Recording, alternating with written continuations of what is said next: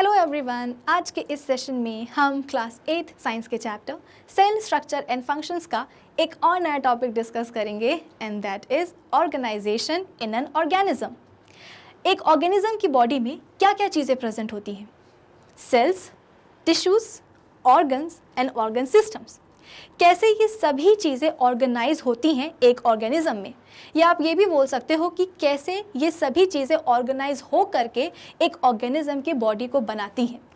तो इन सभी चीज़ों को हम समझने की कोशिश करेंगे आज के हमारे इस सेशन में। तो आई होप कि सभी बच्चों को इस सेशन का, इस लेक्चर का टारगेट समझ में आ गया होगा। आज के इस सेशन में हमारे इस चैप्टर का जो लास्ट टॉपिक है उसको हम करेंगे एकदम डिटेल में डिस्कस। तो एक काम करते हैं, जल्दी से आज के इस सेशन को हम स्टार्ट कर लेते हैं। So this is Vibhuti Khare, welcome to Magnet Brains, जहाँ पे आपको सभी चैप्टर्स के वीडियो लेक्चर्स मिलते हैं बिल्कुल फ्री ऑफ कॉस्ट। यानी कि मैग्नेट ब्रेन्स में आपको 2 चैप्टर्स पढ़ने के बाद किसी भी तरह का पेमेंट करने की या पैकेज परचेज करने की रिक्वायरमेंट बिल्कुल भी नहीं है, क्योंकि मैग्नेट ब्रेन्स आप सब तक पहुंचा रहा है क्वालिटी एजुकेशन बिल्कुल फ्री ऑफ कॉस्ट। तो इसी अच्छी बात से हम स्टार्ट कर लेते हैं आज का हमारा ये सेशन, जहाँ पे हम कवर करेंगे अपने चैप्टर का एक लास्ट टॉपिक। तो सबसे पहले हम बात करते हैं किसकी? सेल की। सेल को हम क्या बोलते हैं कि it is the smallest unit of life. इस पूरे चैप्टर में हमने एक सेल का सिग्निफिकेंस ही तो समझा है। हम सेल को क्या बोलते हैं कि it is the structural and functional unit of life. Unit को हम हिंदी में कहते हैं इकाई। तो जीवन की, लाइफ की जो सबसे छोटी यूनिट है, स्मॉलेस्ट यूनिट है, वो क्या है? एक सेल ही तो है। कि अगर आप बोल रहे हो कि इस प्लेनेट अर्थ पर एक ऑर्गेनिज्म एग्जिस्ट करता है, तो डेफिनेटली वो ऑर्गेनिज्म किसकी वजह से एग्जिस्ट कर रहा है? तो सेल्स की वजह से। कि उस ऑर्गेनिज्म की बॉडी में सेल है, वो सेल ही क्या कर रहा है? उस ऑर्गेनिज्म की बॉडी के स्ट्रक्चर को बना रहा है, और जिंदा रहने के लिए, लिविंग स्टेट में रहने के लिए जो भी एसेंशियल फंक्शंस रिक्वायर्ड हैं, वो सभी के सभी फंक्शंस कौन परफॉर्म कर रहा है? उसी ऑर्गेनिज्म के अंदर प्रेजेंट सेल। तो यहाँ पे बोला जा रहा है कि a cell is the smallest unit of life which has a definite structure and performs a specific function. जिसका कि हम बोलते हैं कि एक डेफिनेट स्ट्रक्चर होता है और एक स्पेसिफिक फंक्शन वो परफॉर्म करता है। All the cells of a multicellular organisms are not similar. अगर आपको ध्यान हो तो प्रीवियस सेशन में जब हम वेराइटीज़ की बात कर रहे थे सेल्स में, कि सेल अलग अलग नंबर के होते हैं, अलग अलग शेप्स के होते हैं, अलग अलग साइजेस के होते हैं, तो वहाँ पे हमने यूनिसेलुलर और मल्टीसेलुलर ऑर्गेनिजम्स का एक कंसेप्ट समझा था। मैंने आपको बताया था कि वो वाले ऑर्गेनिजम्स जिनकी बॉडी में सिर्फ एकमात्र सेल होता है, एक ही सेल होता है, उन्हीं हम कहते हैं यूनिसेलुलर ऑर्गेनिजम्स। और मल्टीसेलुलर ऑर्गेनिजम्स मतलब क्या? कि ऐसे ऑर्गेनिजम्स जिनकी बॉडी में एक से ज़्यादा नंबर ऑफ सेल्स होते हैं, यानी कि बहुत सारे सेल्स होते हैं, उन्हें हम कहते हैं क्या? Multi cellular organisms. तो यहाँ पे बोला जा रहा है कि मल्टी सेलुलर ऑर्गेनिजम्स में जितने भी सेल्स होते हैं ना, वो सिमिलर नहीं होते हैं, यानी कि उनका अलग अलग स्ट्रक्चर होता है, अलग अलग शेप होता है, अलग अलग साइज होता है। तो they are of many different shapes and sizes. कि ऐसा नहीं है कि एक मल्टी सेलुलर ऑर्गेनिज्म है हमारे पास, तो उसकी बॉडी में जितने भी सेल्स होंगे वो सभी एक शेप के होंगे, एक ही साइज़ के होंगे। ऐसा नहीं होता है, अलग अलग शेप और अलग अलग साइज़ हो सकती है। फिर इसके बाद में अगर इसको मैं एग्जाम्पल से समझाने की कोशिश करूँ तो, अगर आपको याद होगा तो प्रीवियस सेशन में मैंने आपको बताया था कि हमारी जो स्किन है वो किसकी बनी होती है? वो बनी होती है स्ट्रेटिफाइड एपिथेलियम की, है ना। हमारी जो स्किन है वो एक फर्स्ट डिफेंस प्रोवाइड करती है ना किसी भी पैथोजन के लिए, है ना। कोई भी पैथोजन हमारी बॉडी में एंटर करना चाहता है तो सबसे पहले उसको किसका सामना करना पड़ेगा? हमारी स्किन का। तो इसके लिए हमारी स्किन को होना चाहिए काफ़ी ज़्यादा टफ। तो टफनेस कैसे आती है स्किन में? तो ये बनी होती है स्ट्रेटिफाइड स्क्वैमस एपिथेलियम की। यानी कि स्किन के जो सेल्स होते हैं वो कैसे होते हैं? चपटे होते हैं, जैसे कि फ्लोर के ऊपर टाइल्स लगी होती है ना, कुछ इसी तरीके से। तो हमारे जो स्क्वैमस एपिथेलियल सेल्स हैं वो फ्लैट होते हैं, और ऐसे ही फ्लैट सेल्स एक के ऊपर एक अरेंज होते जाएंगे और एक काफ़ी मोटी लेयर बना लेंगे, और उसी लेयर की बनी होती है कौन? हमारी स्किन। तो कोई भी पैथोजन हमारी बॉडी में आसानी से एंटर नहीं कर सकता है, ठीक है। तो हमारी स्किन के जो सेल्स हैं वो कैसे हैं? चपटे हैं, है ना, फ्लैट हैं। लेकिन अगर हम बात करेंगे अपने ब्रेन के सेल्स की, यानी कि हमारे न्यूरॉन की, नर्व सेल की, तो इनका शेप कैसा होता है? ये बेसिकली ब्रांच्ड होते हैं। इनकी ब्रांचेस को हम डेंड्राइट्स बोलते हैं। फिर एक प्रोमिनेंट ब्रांच निकल के आती है सेल बॉडी से, जिसको हम बोलते हैं एक्सॉन। ये एक्सॉन भी एंड पे जाकर के जो है ना अपनी ब्रांचेस में डिवाइड हो जाता है, जिसको कि हम एक्सॉन टर्मिनल्स बोलते हैं। तो यहाँ पे हमने बोला कि नर्व सेल, न्यूरॉन, ये भी हमारी बॉडी का सेल है, और हमारे जो स्किन के जो सेल्स हैं, स्क्वैमस सेल्स, ये भी हमारी बॉडी के ही सेल्स हैं। लेकिन दोनों के ही स्ट्रक्चर में, शेप में और साइज में कितना डिफरेंस है?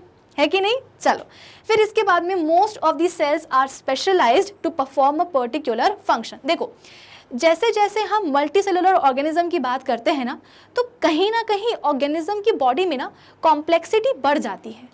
क्यों बढ़ जाती है? देखो अगर हम कंपेयर करें किसको, सिंगल सेल्ड ऑर्गेनिजम्स के साथ, कि हमारे पास एक ऑर्गेनिज्म है, एग्जाम्पल अमीबा है हमारे पास, ठीक है। अब अमीबा में तो ले दे करके उसके पास उसका खुद का एक ही सेल है, तो उस एक सेल को ही ये ऑलरेडी डिसाइडेड होता है कि अमीबा का जो उसका एक सिंगल सेल है ना, उस एक सिंगल सेल को ही दुनिया भर के सारे फंक्शंस परफॉर्म करने, उसको न्यूट्रिशन भी करना है, उसको डाइजेशन भी करना है, उसको रेस्पिरेशन यानी कि गैसेस एक्सचेंज भी करना है, अब्जॉर्प्शन भी करना है, एक्सक्रीशन भी करना है, सब कुछ करना है। तो अमीबा के पास, सिंगल सेल्ड ऑर्गेनिज्म के पास कोई ऑप्शन रहता ही नहीं है दूसरा। क्यों? क्योंकि उनके पास तो एक ही सेल है, तो ले दे करके सारे काम उसी एक सिंगल सेल को करने पड़ते हैं। लेकिन जब हम बात करते हैं मल्टी सेलुलर ऑर्गेनिजम्स की, तो यहाँ पे थोड़ी सी समस्या बढ़ जाती है। क्यों बढ़ जाती है? क्योंकि देखो एग्जाम्पल के लिए मैं आपको बताती हूँ कि एक आपके स्कूल में कोई फंक्शन जो है ना होने वाला है, कंडक्ट, ठीक है। अब एक सपोज एक क्लास में कितने बच्चे हैं? 100 बच्चे हैं, ठीक है। एक क्लास में 100 बच्चे हैं। अब सभी के सभी जो 100 बच्चे हैं ना, वो बहुत ही टैलेंटेड टाइप के हैं, यानी कि सभी के सभी 100 बच्चे गाना भी गा सकते हैं, डांस भी कर सकते हैं, पेंटिंग भी कर सकते हैं, कोई ड्रामा भी परफॉर्म कर सकते हैं, सब बहुत अच्छे बच्चे हैं, ठीक है। अब क्या हुआ कि टीचर ने आकर के बोला कि हमारे स्कूल में ये कंपटीशन या ये फंक्शन जो है ना कंडक्ट होने वाला है, तो इसके लिए आप लोग क्या करो, अपनी प्रिपरेशन स्टार्ट कर दो।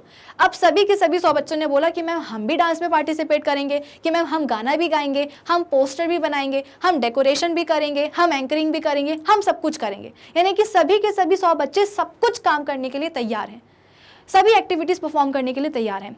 तो ऐसे में जो टीचर है वो तो परेशान हो ही जाएगी। क्यों? क्योंकि भाई इतने सारे बच्चे और वो बच्चे सभी के सभी काम कर रहे हैं, तो इसमें क्या होगा, काफ़ी चीज़ें कॉम्प्लेक्स हो जाएंगी। तो टीचर जो है ना उनको एक सजेशन देंगी, एक आइडिया उनको देंगी कि सुनो आप लोग 100 स्टूडेंट्स हो ना, एक काम करो, आप सभी की सभी 100 स्टूडेंट्स कुछ कुछ ग्रुप में डिवाइड हो जाओ। जैसे कि एक ग्रुप बना लो 15 बच्चों का, एक बना लो 20 बच्चों का, एक बना लो 10 बच्चों का, एक बना लो 45 स्टूडेंट्स का, और ऐसे आप सभी स्टूडेंट्स आपस में खुद को कुछ ग्रुप्स में डिवाइड कर लो। आप सपोज ये जो 15 बच्चों का ग्रुप है, इसको टीचर ने बोला कि आप लोग जो है ना सिर्फ एक ही काम करोगे, क्या कि आप जो है ना डांस कंपटीशन में पार्टिसिपेट कर लो, ठीक है। जो भी फंक्शन होने वाला है स्कूल में, एनुअल फंक्शन हो रहा है सपोज, तो आप उसमें डांस परफॉर्म कर लो, ठीक है। फिर ये जो 20 बच्चों का ग्रुप है, इनको टीचर बोलेगी कि माना कि आपको डांस भी आता है, लेकिन आप डांस तो वो लोग कर रहे हैं ना, तो एक काम करो, आप जो है ना सिंगिंग कंपटीशन में पार्टिसिपेट कर लो, अपना एक गाना जो है ना आप परफॉर्म कर लो, ठीक है। तो ये हो गया क्या, सिंगिंग कंपटीशन वाला ग्रुप। फिर इसके बाद में जो 10 बच्चे थे, इनको टीचर ने बोला कि आपकी ड्राइंग पेंटिंग बड़ी अच्छी होती है, तो एक काम करो, आप डेकोरेशन का जिम्मा संभाल लो, कि जिस भी रूम में हो रहा है तो वहाँ पे डेकोरेशन कौन करेगा, आप करोगे। तो इनको कौन सा काम अलॉट किया गया है, डेकोरेशन का, ठीक है। और जो रिमेनिंग 45 स्टूडेंट्स हैं, सपोज इनको भी कुछ कुछ जो है ना अदर एक्टिविटीज़ में इंक्लूड कर लिया गया है। तो यहाँ पे हुआ क्या कि यहाँ पे अब टीचर ने चीज़ों को सिस्टमैटिकली ऑर्गेनाइज कर दिया कि माना सभी के सभी 100 बच्चे हमारे सब कुछ कर सकते थे, लेकिन अगर सभी के सभी 100 बच्चे सब कुछ करेंगे तो काफ़ी चीज़ें क्या होने वाली हैं, कॉम्प्लेक्स होने वाली हैं। और सबसे बड़ी बात एक और ये है कि कोई भी चीज़ जो है ना 100% एफिशिएंसी के साथ नहीं होगी। अब यहाँ पे जो टीचर ने सभी स्टूडेंट्स को सर्टेन ग्रुप्स में डिवाइड किया है ना, तो यहाँ पे एफिशिएंसी किसी भी काम की बढ़ने वाली है। क्यों? क्योंकि अब देखो डांस के लिए जो 15 बच्चों को उन्होंने सिलेक्ट किया है, अब वो 15 जो बच्चे हैं वो सिर्फ और सिर्फ डांस एक्टिविटी पर ही फोकस करेंगे। तो नेचुरली जो डांस एक्टिविटी होगी, जो उनका जो भी परफॉर्मेंस होगा वो इम्प्रूव हो जाएगा ना। वरना खुद ही सोचो, अब एक बच्चा डांस भी कर रहा है, गाना भी गा रहा है, पेंटिंग भी कर रहा है, डेकोरेशन भी कर रहा है, एंकरिंग भी कर रहा है, बहुत सारे काम कर रहा है, तो इतने सारे काम करने में कहीं ना कहीं एफिशिएंसी तो उसकी जाएगी ना। लेकिन अभी टीचर ने क्या बोला कि नहीं, आपको डांस करना है तो डांसिंग वाला जो पार्ट होगा उसकी एफिशिएंसी इंप्रूव हो जाएगी।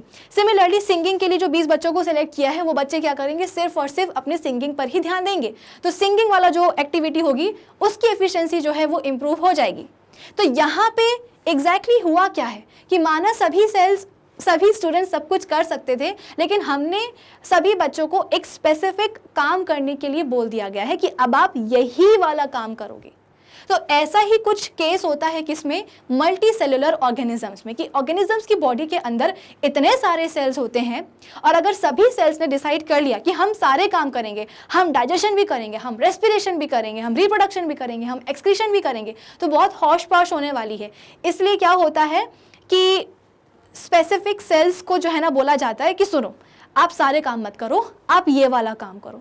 तो यहाँ पे हम बोलते हैं कि सेल्स क्या हो जाते हैं, स्पेशलाइज्ड हो जाते हैं एक टाइप के फंक्शन या एक टाइप की एक्टिविटी को परफॉर्म करने के लिए।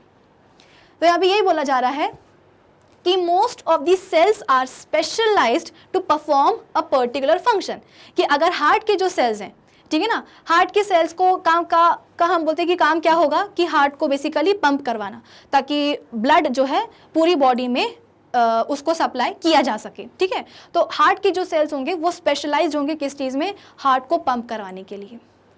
They are called specialised cells, और इनको हम क्या बोलते हैं, स्पेशलाइज्ड सेल्स बोलते हैं। हमारे न्यूरॉन्स भी, हमारे नर्व सेल्स भी क्या है, स्पेशलाइज्ड सेल्स हैं। इनका काम क्या है, इम्पल्सेस का ट्रांसमिशन करवाना, है ना। सेंसरी न्यूरॉन्स जो है ना इंफॉर्मेशन लेकर के जाते हैं ब्रेन तक, ब्रेन उसको एनालाइज करेगा, फिर जो भी ऑर्डर रिलीज करेगा उस ऑर्डर को हमारे डिफरेंट बॉडी पार्ट्स तक कौन से वाले न्यूरॉन्स लेकर के जाते हैं, तो मोटर न्यूरॉन्स। तो न्यूरॉन्स का काम क्या होता है, इनको हम स्पेशलाइज्ड सेल क्यों बोलते हैं, क्योंकि इनका काम होता है सिर्फ और सिर्फ इम्पल्स का कंडक्शन या उनका ट्रांसमिशन कराना। ऐसा कभी नहीं होगा कि कोई न्यूरॉन उठ के खड़ा हो जाएगा और आज बोलेगा कि आज हमारा काम नहीं है, इम्पल्स कंडक्शन करने का मन नहीं है, आज हम क्या करेंगे, आज हम डाइजेशन की प्रोसेस करेंगे और जाकर के पेट में से HCl निकलवाएंगे। ऐसा नहीं होगा। जो काम अलॉट कर दिया गया ना, वो हमेशा जिंदगी भर वही काम करेंगे। इसीलिए उनको हम कहते हैं क्या, स्पेशलाइज्ड सेल्स। आई बात समझ में? चलो फिर इसके बाद में नेक्स्ट क्या है हमारे पास कि for example in animals muscle cells are specialised to contract and relax so that they can bring about movement in the body parts. हम मसल सेल्स को भी स्पेशलाइज्ड सेल्स कहते हैं। क्यों? क्योंकि इनका काम होता है कॉन्ट्रैक्शन और रिलैक्सेशन करना, और इन्हीं के कॉन्ट्रैक्शन और रिलैक्सेशन से हम जो है डिफरेंट बॉडी मूवमेंट्स परफॉर्म कर पाते हैं। कभी अगर चोट लग जाती है, मसल पुल हो जाता है, तो मूवमेंट में दिक्कत होती है ना। मूवमेंट हम बोलते हैं कि ज़्यादा कर भी नहीं पाते, यानी कि रिस्ट्रिक्ट हो जाता है हमारी बॉडी का मूवमेंट, प्लस हम बोलते हैं कि पेनफुल मूवमेंट भी होता है। क्यों? क्योंकि मसल्स डैमेज हो गई ना, तो मसल्स का काम क्या है, रिलैक्स करना और कॉन्ट्रैक्ट करना। तो बेचारी मसल्स वो काम कर ही नहीं पाती हैं ठीक से, मतलब उनकी एफिशिएंसी कम हो जाती है। एफिशिएंसी कम हो जाएगी तो क्या होगा, हमारा वो वाला जो पर्टिकुलर बॉडी पार्ट होगा वो मूव ही नहीं कर पाएगा। ठीक है, तो in plants photosynthetic cells are specialised to carry out photosynthesis and make food. Plants में भी हमारे जो फोटोसिंथेटिक सेल्स हैं उनका काम होता है फोटोसिंथेसिस करना, और वही क्या करते हैं, खाना बनाते हैं। There are many types of specialized cells in the animals and plants which perform different functions। और ये तो केवल कुछ ही एग्जाम्पल्स हैं, न्यूरॉन्स, मसल सेल्स या फोटोसिंथेटिक सेल्स। हमारे प्लांट्स और एनिमल्स में कई टाइप के स्पेशलाइज्ड बेसिकली सेल्स होते हैं जो कि डिफरेंट फंक्शंस परफॉर्म करते हैं। ठीक है, चलो फिर इसके बाद में नेक्स्ट क्या है हमारे पास। अब देखो, सेल्स का कंसेप्ट मैंने आपको समझा दिया ना कि सेल्स स्पेशलाइज्ड सेल्स में कैसे ट्रांसफॉर्म हो जाते हैं।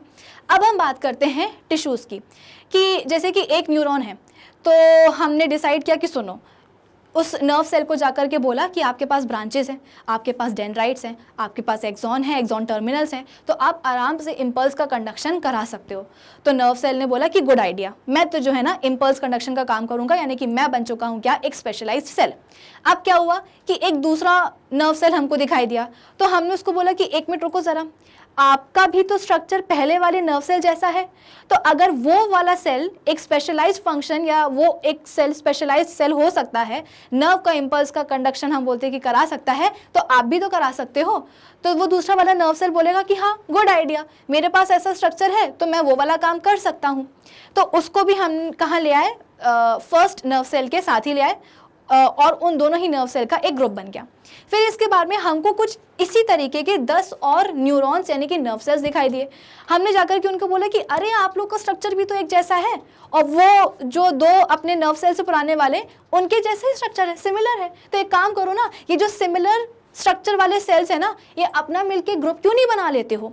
एक ग्रुप बना लोगे तो क्या होगा भाई, एक ग्रुप में जितने भी आने वाले सेल्स हैं उनका स्ट्रक्चर कैसा होगा, सेम होगा। स्ट्रक्चर सेम होगा तो आप फंक्शन भी परफॉर्म कर सकते हो, और कई सारे सेल्स मिलके जब एक ही फंक्शन परफॉर्म करेंगे तो उस फंक्शन की एफिशिएंसी भी तो बढ़ जाएगी ना।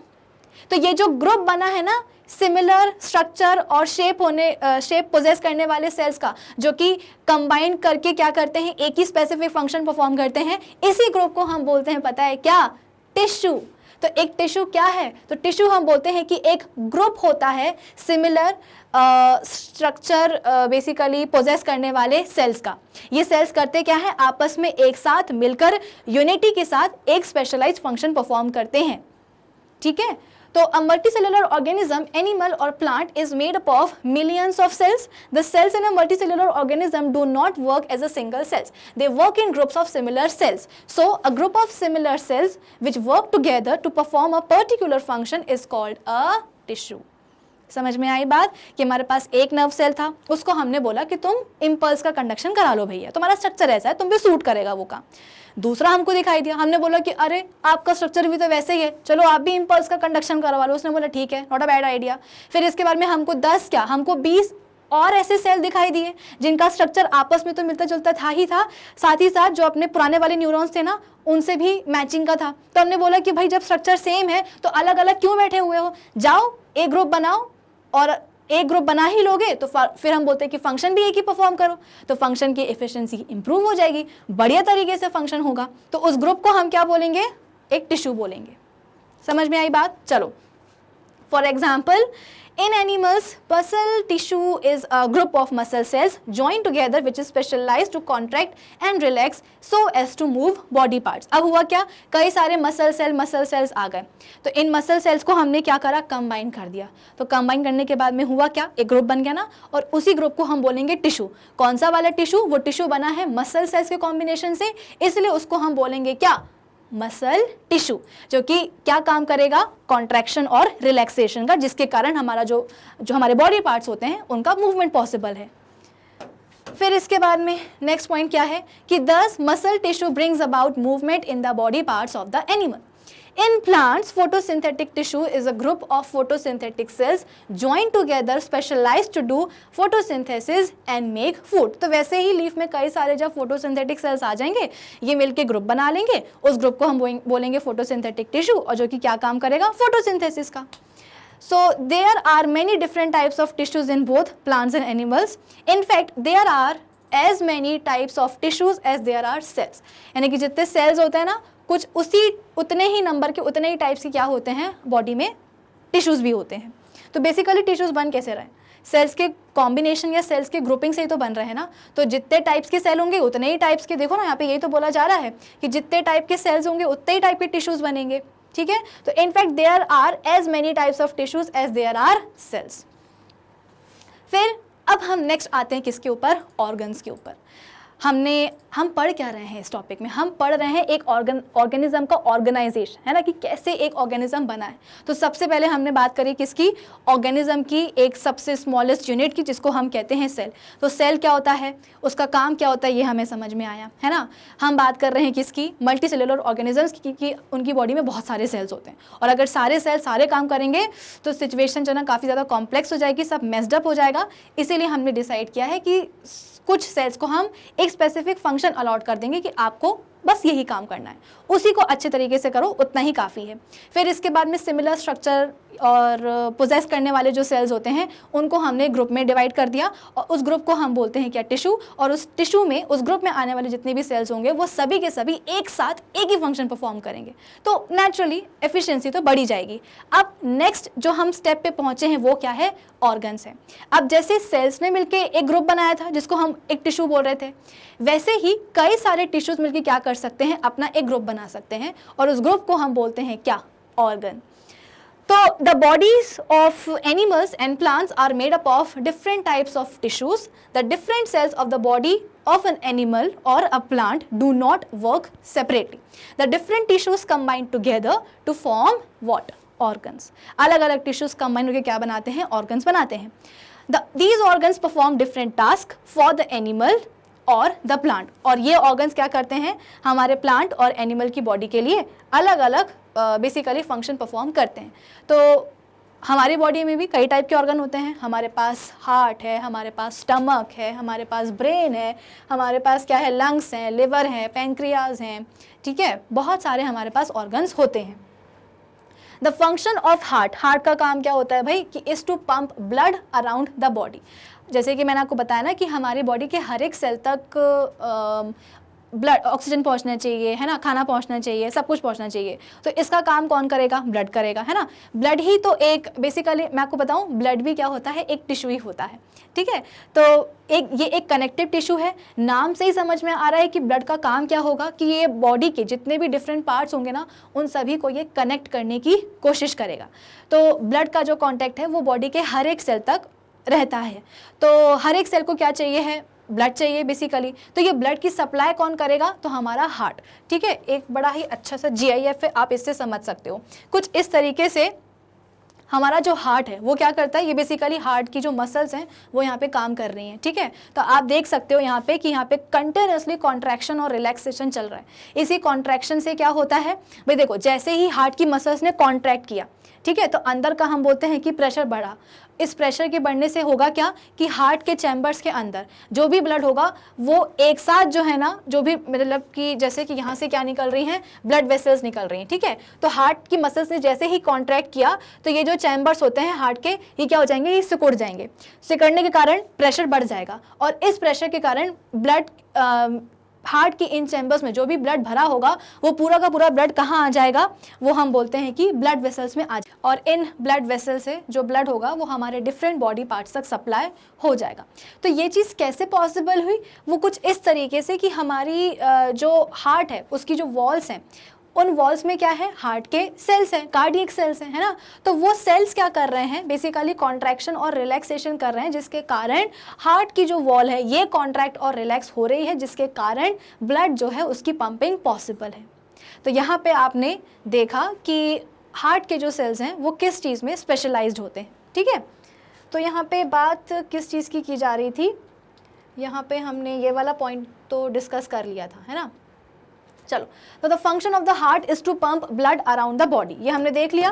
The function of stomach is to digest food, जैसे कि हमने ये पहले भी पढ़ा है कि हमारे स्टमक का फंक्शन क्या होता है। देखो स्टमक में हम बोलते हैं कि HCl यानी कि हाइड्रोक्लोरिक एसिड वो रिलीज होता है। तो जो भी हम खाना खाते हैं ना, तो वो खाना सबसे पहले तो जाता है कहाँ, हमारे स्टमक में। स्टमक का जो HCl होता है उसके साथ जाकर के खाना जो है प्रॉपरली मिक्स हो जाता है, ठीक है। फिर इसके बाद में ये खाना आगे जाता है कहाँ, स्मॉल इंटेस्टाइन में, जहाँ पे आप बोल सकते हो कि मेजर डाइजेशन की प्रोसेस होती है, अब्जॉर्प्शन होता है।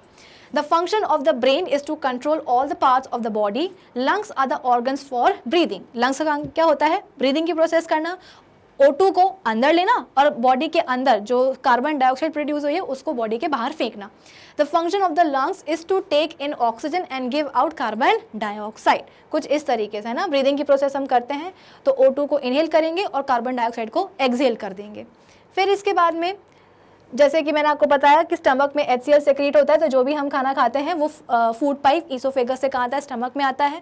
स्टमक में जो भी HCl प्रेजेंट है उसके साथ अच्छी तरीके से मिक्सिंग हो जाती है। और पता है आपको क्या, हाँ एक चीज़ और, ये जो मिक्सिंग की प्रोसेस होती है ना, तो ये मिक्सिंग की प्रोसेस को हम पता है क्या कहते हैं, चर्निंग मूवमेंट कहते हैं। इसमें होता क्या है कि भाई देखो ऐसा तो ये पॉसिबल नहीं है ना कि हमने जो भी खाना खाया है उसको स्टमक में जो भी HCl प्रेजेंट है उसके साथ अच्छी तरीके से मिक्स करने के लिए हम क्या करते हैं, अंदर एक चम्मच डालते हैं और उसको जो है ना स्टमक के लेवल तक लेके जाते हैं और अच्छी तरीके से चीज़ों को कुछ इस तरीके से स्टर कर देते हैं। ये पॉसिबल नहीं है, यानी कि एक बार खाना बॉडी के अंदर चला गया, अब उस पर हमारा कोई भी कंट्रोल नहीं रहेगा। जो भी काम करना है, जो भी थोड़ा मिक्सिंग करनी है, वो ऑर्गन्स को अपने लेवल पे ही करनी रहेगी। तो कैसे, ये जो हमारी स्टमक की जो वॉल्स होती है ना, ये अगेन स्टमक की जो वॉल्स है वो क्या है, मसल्स ही तो हैं। और मसल को कौन बनाता है, हमारे मसल सेल्स बनाते हैं, मसल फाइबर्स बनाते हैं। तो बेसिकली स्टमक की जो वॉल है, इसकी जो मसल्स है वो भी क्या करती हैं, कॉन्ट्रैक्ट रिलैक्सेशन करती हैं, जिसके कारण जैसे हमारे घर में मिक्सी होती है ना, वैसे ही हमारा जो स्टमक है वो भी एक मिक्सर की तरह काम करता है और अंदर कैविटी में जो भी HCl है और खाना है उसको अच्छी तरीके से आपस में मिक्स करता है, ताकि पूरा का पूरा खाना जो है ना प्रॉपरली HCl के साथ मिक्स हो जाए, ठीक है। तो यहाँ भी हम बोलते हैं कि चर्निंग मूवमेंट ऑफ स्टमक की वॉल्स का, ठीक है। चलो, फिर इसके बाद में हमारा जो ब्रेन है उसका काम क्या होता है, बॉडी के हर एक पार्ट को कंट्रोल करना और आपस में कोऑर्डिनेशन बिठाना। फिर इसके बाद में ये तो बात हुई किसकी, एनिमल्स की। प्लांट्स में भी ऐसा ही कुछ होता है। The body of a plant also contains many organs, plant की बॉडी के पास भी कई सारे ऑर्गन्स होते हैं। The various organs found in the body of a plant are roots, stem, leaves, flowers and fruits, है ना। तो प्लांट की बॉडी के पास भी कई सारे ऑर्गन्स होते हैं। हमारे पास लिवर है, हार्ट है, किडनीज हैं, है ना, लंग्स हैं। प्लांट्स के पास क्या होते हैं, रूट्स होता है, स्टेम होता है, लीव्स होते हैं, फ्लावर्स होते हैं और फ्रूट्स होते हैं। Each of these organs perform a particular job for the plant, और हर एक ये ऑर्गन क्या करता है, कुछ ना कुछ असेंशियल फंक्शन ज़रूर परफॉर्म करता है। फॉर एग्जाम्पल अगर हम बात करें किसकी, हमारी रूट्स की, यानी कि प्लांट्स की रूट्स की, तो प्लांट्स की हमारे रूट्स क्या करती हैं कि सॉइल में जितने भी न्यूट्रिएंट्स होते हैं, मिनरल्स होते हैं, पानी होता है, उसको ये अब्जॉर्ब कर लेती हैं, ठीक है। फिर इसके बाद में अगर हम बात करेंगे किसकी, स्टेम की, तो स्टेम भी तो एक ऑर्गन है। तो इस ऑर्गन का क्या काम होता है, आप खुद ही सोचो। रूट्स का काम था अब्जॉर्ब करना मिनरल्स को, न्यूट्रिएंट्स को और पानी को, वो उसने कर लिया। लेकिन अब जब हमारे प्लांट्स के डिफरेंट पार्ट्स को उन मिनरल्स की, उस पानी की ज़रूरत होगी, तो वहाँ तक पहुँचाएगा कौन, तो यही हमारा स्टेम, ठीक है। तो ये बेसिकली कंडक्शन का काम करता है। फिर इसके बाद में अगर हम बात करेंगे लीव्स की, तो लीव्स भी क्या है, हमारे प्लांट्स का ऑर्गन ही तो है। तो यहाँ पे लीव्स में हम सबको पता है कि क्या होती है, फोटोसिंथेसिस की प्रोसेस होती है, और यहाँ पे हम बोलते हैं कि खाना बनता है। लीफ में हम बोलते हैं कि photosynthetic cells, mesophyll cells present होते हैं, जो कि क्या करेंगे, सोलर लाइट को जो है ना अब्जॉर्ब करेंगे, कार्बन डाइऑक्साइड और पानी के कॉम्बिनेशन के साथ में कार्बोहाइड्रेट्स बन जाता है, और साथ ही साथ हम बोलते हैं कि O2 यानी कि ऑक्सीजन भी रिलीज होती है, जो कि इनके लिए यूजलेस होती है, हमारे लिए बेनिफिशियल होती है। तो प्लांट्स क्या करते हैं, एटमॉस्फेयर से CO2 ले लेंगे और O2 दे देंगे, ठीक है। तो हमारे लीव्स ने क्या किया है, प्लांट्स की लीव्स ने क्या किया है, फोटोसिंथेसिस किया है, जो कि बहुत ही इंपॉर्टेंट होता है। फोटोसिंथेसिस नहीं होगा तो बेचारा जो प्लांट है वो तो मर ही जाएगा ना। क्यों, क्योंकि हम तो अपना खाना जो है ना अपनी बॉडी के अंदर सिंथेसाइज करते नहीं है, हमको तो बाहर बना करके उसको लेना पड़ता है। लेकिन प्लांट्स के साथ ये वाली चीज़ नहीं होती है, उनको तो अपने अंदर ही बनाना पड़ेगा, और अगर फोटोसिंथेसिस नहीं हुई, खाना नहीं बना, तो समस्या तो हो ही जाएगी।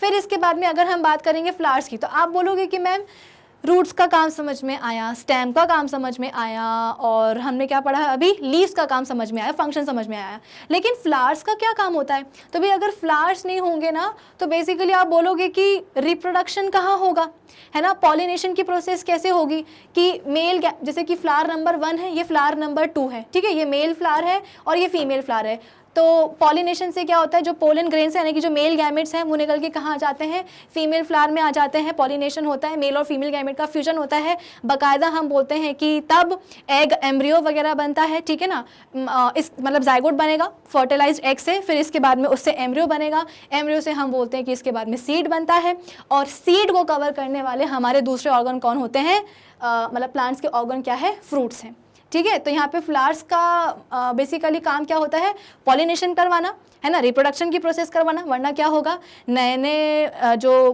प्लांट के जो बेसिकली जो जनरेशन है, जो प्रोजेनी है, वो आ ही नहीं पाएगी। फिर इसके बाद में फ्रूट्स का काम क्या होता है कि सीड एक बार जो बन चुके हैं, अब इन सीड को प्रोटेक्ट भी तो करना है, तो फ्रूट का काम क्या होता है, सीड को प्रोटेक्ट करना, ठीक है। चलो, तो यहाँ पे क्या बोला जा रहा है कि for example roots absorb water and dissolved minerals salts from the soil, stem carries water and minerals from the roots to the leaves and prepared food from the stem from the leaves to other parts of the plant. हाँ, तो stem ने एक काम तो ये कर दिया कि रूट्स ने जो भी मिनरल्स और पानी को अब्जॉर्ब किया है उसको प्लांट्स के डिफरेंट पार्ट्स तक सप्लाई कर दिया, प्लस इसके बाद में लीव्स ने जो खाना बनाया है उस खाने की रिक्वायरमेंट तो हर एक प्लांट के पार्ट को होगी ना, तो लीव्स से खाना निकाल करके कौन उसको अलग अलग जगह पहुँचाएगा, अगेन स्टेम। तो स्टेम का बेसिकली काम क्या होता है, मेन पर्पस कंडक्शन ही होता है। फिर it also holds branches and leaves, और स्टेम ही तो होता है, पेड़ का तना ही तो होता है जो कि ब्रांचेस और लीव्स को जो ना पकड़ के रखता है। The leaves prepare food for the plant by the process of photosynthesis. The flowers are the reproductive organs which lead to the formation of fruits and seeds. आप खुद ही सोचा, अगर प्लांट्स के या ट्रीज के फ्लावर्स नहीं होंगे तो रिप्रोडक्शन हम बोलते हैं कहाँ होगा, अगर रिप्रोडक्शन नहीं होगा तो फ्रूट्स नहीं बनेंगे, सीड्स नहीं बनेंगे, सीड्स नहीं बनेंगे तो न्यू प्लांट की जनरेशन कैसे आएगी। The fruit protects the seed, ये काम हुआ किसका, फ्रूट्स का, एक दूसरा ऑर्गन हमारे प्लांट या ट्री का। तो ये सारे मैंने आपको किसके फंक्शंस बताए हैं, प्लांट्स के जो डिफरेंट ऑर्गन्स हैं उनके। अब इसके बाद में हम बात करते हैं अपने नेक्स्ट एक और लेवल की ऑर्गेनाइजेशन की, जिसको हम बोलते हैं ऑर्गन सिस्टम। अब देखो हुआ क्या, मैंने आपको अभी भी समझाया कि हमारे स्टमक का काम क्या होगा, HCl के साथ खाने को अच्छी तरीके से मिक्स करना। अब देखो HCl जो है ना, जो स्टमक है हमारा वो अच्छे से HCl लेकर के बैठा है कि जैसे ही खाना आएगा हम जो है चर्निंग मूवमेंट से उसको मिक्स करवा देंगे खाने के साथ। लेकिन समस्या ये कि खाना आ ही नहीं रहा है। खाना क्यों नहीं आ रहा है? क्या हमने खाया नहीं है? बिल्कुल खाया है। हम तो खाने को चबाते जा रहे हैं, लेकिन ये जो खाना है ना, ये स्टमक तक पहुंच ही नहीं रहा है। क्यों नहीं पहुंच रहा है? क्योंकि जो ईसोफेगस है ना वही गायब है। तो फिर खाना कैसे पहुंचेगा स्टमक तक? तो यहाँ पे हम बोलते हैं कि स्टमक के पास खाना पहुंचने वाला था लेकिन पहुंच नहीं पा रहा। क्यों? क्योंकि ईसोफेगस नहीं है। कैसे पहुंचेगा? जब ईसोफेगस अपना काम प्रॉपर्ली करेगा। तो बकल कैविटी में हमने जो भी खाने को च्यू किया है वो कहाँ जाएगा? ईसोफेगस में, फूड पाइप में, फूड पाइप से कहाँ जाएगा? स्टमक में जाएगा। अब स्टमक के अकेले की बस की बात नहीं होती है सभी पूरे के पूरे खाने को जो है ना डाइजेस्ट करना और उसको अब्जॉर्ब करना। कहाँ जाता है खाना? स्मॉल इंटेस्टाइन में जाता है। मेजर हम बोलते हैं कि अब्जॉर्प्शन तो वहीं पे होता है, ठीक है। तो जो भी न्यूट्रिएंट्स वगैरह हम खाने में लेते हैं उन सभी न्यूट्रिएंट्स को अब्जॉर्ब कर लिया जाता है। फिर बाकी हम बोलते हैं कि खाना लार्ज इंटेस्टाइन में जाता है। लार्ज इंटेस्टाइन में जाकर के हम बोलते हैं कि पानी और ड्रग्स वगैरह का यूजुअली क्या होता है? अब्जॉर्प्शन होता है। फिर इसके बाद में इतना कुछ होने के बाद में वो वाला फूड सब्सटेंस जो कि डाइजेस्ट नहीं हो सकता या जो भी है, जो वेस्ट है, उसको जो है ना अपनी बॉडी से बाहर निकाल देते हैं। तो ये जो पूरी डाइजेशन अब्जॉर्प्शन की प्रोसेस हुई है, क्या इसमें केवल एक ही ऑर्गन इन्वॉल्व है? क्या हम बोल सकते हैं कि स्टमक ही क्या कर लेगा? पूरा डाइजेशन कर लेगा, अब्जॉर्प्शन कर लेगा? बिल्कुल भी नहीं। क्या केवल स्मॉल इंटेस्टाइन सारे काम कर लेगी? बिल्कुल भी नहीं। तो यहाँ पे हम बोल रहे हैं कि डाइजेशन और अब्जॉर्प्शन की प्रोसेस में कई सारे ऑर्गन्स इन्वॉल्व हैं। तो यहाँ पे ये सभी ऑर्गन्स मिलकर क्या कर रहे हैं? ऑर्गन सिस्टम बना रहे हैं। हालांकि अगर हम स्मॉल इंटेस्टाइन की बात करेंगे तो वो खाने का जो डाइजेशन कर रही है वो कुछ अलग तरीके से कर रही है। कैसे? उसमें तरह तरह के डाइजेस्टिव जूसेस आ रहे हैं, पेनक्रियास से भी आ रहे हैं, गॉल ब्लैडर से भी आ रहे हैं। स्मॉल इंटेस्टाइन के खुद के कई सारे जूसेस होते हैं जो कि क्या करते हैं? खाने को जाकर के डाइजेस्ट करते हैं। स्टमक का जो प्रोसेस है डाइजेशन का वो अलग है। वो HCl के साथ में हम बोलते हैं कि डाइजेशन करता है। सभी का हम बोलते हैं कि अलग अलग मोड चल रहा है डाइजेशन का, कुछ कोई और अलग अलग चीज़ें डाइजेस्ट कर रहा है, लेकिन कहीं ना कहीं सभी के सभी आपस में कनेक्टेड हैं। कैसे? क्योंकि सब कर क्या रहे हैं? डाइजेशन ही तो कर रहे हैं। तरीका भले ही सबका अलग अलग क्यों ना हो, लेकिन सभी एक ही फंक्शन को परफॉर्म करने की कोशिश कर रहे हैं effectively, and that is digestion and absorption of the food. ठीक है। तो ये सभी ऑर्गन्स मिलकर क्या बनाते हैं? ये बना लेते हैं ऑर्गन सिस्टम, यानी कि डाइजेस्टिव सिस्टम जिसको हम बोलते हैं, जिसमें बकल कैविटी भी शामिल है, हमारे जो टंग है, हमारे बकल कैविटी में जो सलाइवरी ग्लैंड्स हैं वो उसमें शामिल हैं, हमारे दांत शामिल हैं। फिर इसके बाद में हमारा फूड पाइप शामिल है, stomach, intestine, large intestine, anus, rectum, ये सब शामिल है। ठीक है। एक और एग्जाम्पल से समझने की कोशिश करते हैं कि मैंने आपको बताया कि हार्ट का क्या काम होगा कि ब्लड को बेसिकली पंप करना, है ना। और ये ब्लड हम बोलते हैं कि डिफरेंट बॉडी के पार्ट्स तक बेसिकली चला जाएगा। लेकिन एक बात बताओ, ये जो डिफरेंट बॉडी पार्ट्स तक ब्लड जा रहा है, इस ब्लड में है क्या? इस ब्लड में है ऑक्सीजन। सवाल ये है कि इस ब्लड में ये ऑक्सीजन आ कहाँ से रही है? तो ये जो हमारे लंग्स है ना, जो हमारे फेफड़े हैं, यही तो डालते हैं ब्लड में क्या? O2। भाई हमने ब्रीदिंग करी, ब्रीदिंग से O2 को हमने इनहेल कर लिया। अब ये O2 गई कहाँ? हमारे लंग्स में गई। ठीक है। लंग्स के लेवल पर हम बोलते हैं कि ब्लड वेसल्स आती हैं और इन ब्लड वेसल्स में भरा होता है क्या? Basically blood. तो लंग्स क्या करते हैं? उनके पास जो O2 होती है वो दे देते हैं किसको? ब्लड वेसल में फ्लो करने वाले ब्लड को। तो अब ब्लड क्या हो गया है? ऑक्सीजन रिच हो गया है। अब यही ऑक्सीजन रिच ब्लड जो है कहाँ जाएगा? हार्ट में जाएगा। और हार्ट क्या करेगा? इस ऑक्सीजन रिच ब्लड को पंप करेगा ताकि पूरे बॉडी में जो है अच्छा वाला O2 रिच ब्लड पहुंच जाए, डिफरेंट पार्ट्स तक पहुंच जाए। अब आप खुद सोचो, अगर हमारी लंग्स नहीं होगा तो क्या होगा?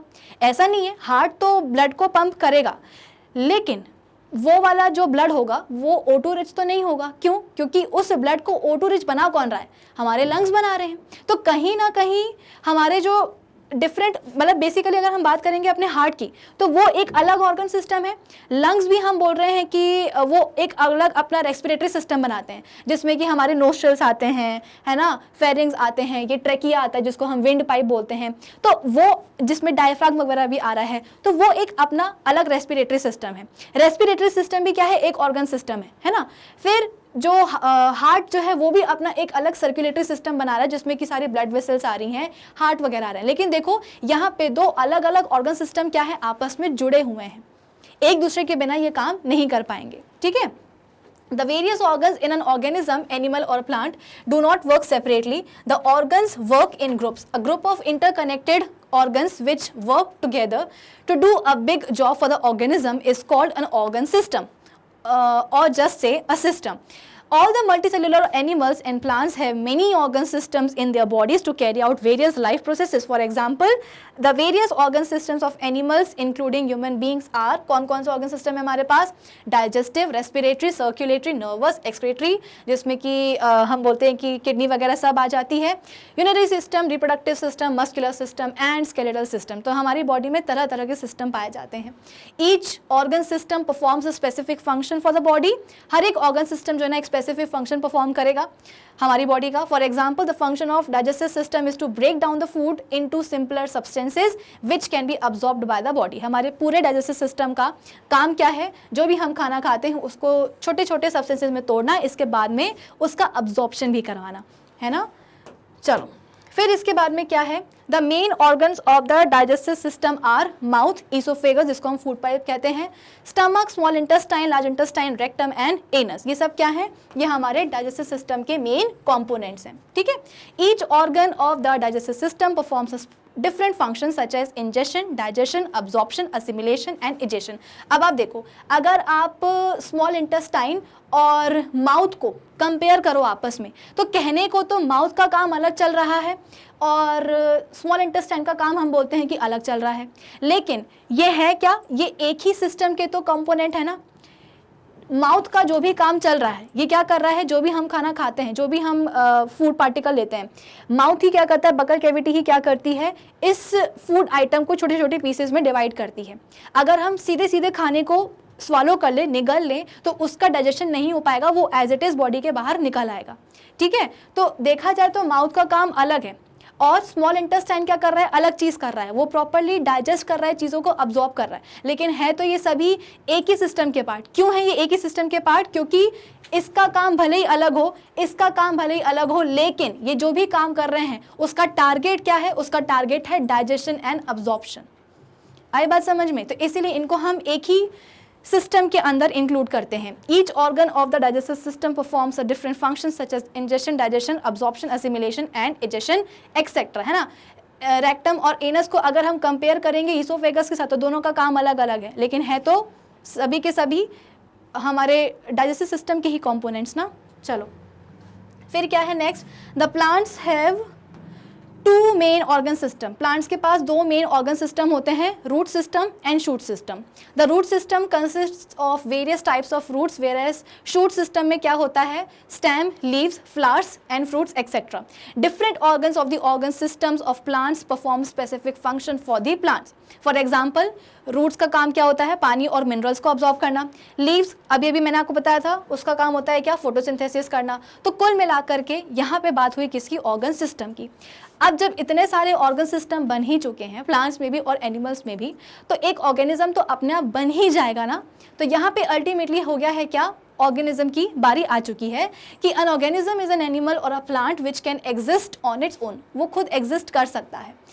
इतने सारे सिस्टम होंगे अंदर तो एग्जिस्ट करेगा ही ना. An organism is made up of many different organ systems which work together to perform all the functions necessary for maintaining life. For example, the human being is an organism. हम क्या है? Organism ही तो है. हमारी body में इतने सारे system है, digestive, respiratory, circulatory, nervous, excretory, reproductive, muscular, skeletal. तो इतने सारे सिस्टम होने के बाद में हमारी बॉडी में अलग अलग काम होंगे और इन अलग अलग काम से क्या होगा? बॉडी में अलग अलग फंक्शंस परफॉर्म होंगे और जिसके कारण हम ह्यूमन बींग्स जिंदा रह पाते हैं. तो देखा जाए तो इन सिस्टम्स को बनाने वाले हैं कौन? सेल्स ही तो हैं. All these organ systems work together to make man or human being a living organism. A cat, dog, bird, neem tree, mango tree and a rose plant etc. are all organisms which are made up of many different organ systems working together. फिर इसके बाद में cells make up tissues. अब यहाँ पे बिल्कुल एक conclusion हम निकाल के रख रहे हैं इस पूरे टॉपिक का कि सेल्स क्या बनाते हैं? टिश्यूज़ बनाते हैं. टिश्यूज़ बनाते हैं ऑर्गन्स, ऑर्गन्स बनाते हैं organ system and finally organ system क्या बनाते हैं? ऑर्गेनिज्म बनाते हैं. तो ये जो आपको एक सीक्वेंस मैंने आपको बताया है, क्या आपको ये याद रहेगा कि आपके पास एक सेल था, प्लांट सेल, कई सारे प्लांट सेल्स आए सिमिलर शेप वाले जो कि एक कॉमन फंक्शन परफॉर्म कर रहे थे. उनने मिलकर अपना एक ग्रुप बना दिया, यानी कि हमारे पास प्लांट का टिश्यू आ गया. अब इन प्लांट के टिश्यूज़ ने क्या किया? आपस में मिल गए ये, और इनने क्या बना दिया, एक ऑर्गन यानी कि एक पत्ती बना दी। पत्ती क्या है, एक ऑर्गन। फिर इसके बाद में कई सारी पत्तियां आ गई, है ना, स्टॉक वगैरह आ गई, तो इनने मिलकर क्या बना दिया, एक ऑर्गन सिस्टम बना दिया, यानी कि शूट बना दिया। फिर इसके बाद में इस तरीके से पूरा का पूरा एक ऑर्गेनिज्म यानी कि प्लांट जो है वो तैयार हो गया। क्लियर है? तो ये वाला सीक्वेंस आपको समझना होगा, cell, tissues, organs, organ system and then organism. इसी को हम कहते हैं organisation in an organism. The organization within the living body can now be depicted as follows। ठीक है, तो आज के सेशन के लिए भाई बस इतना ही।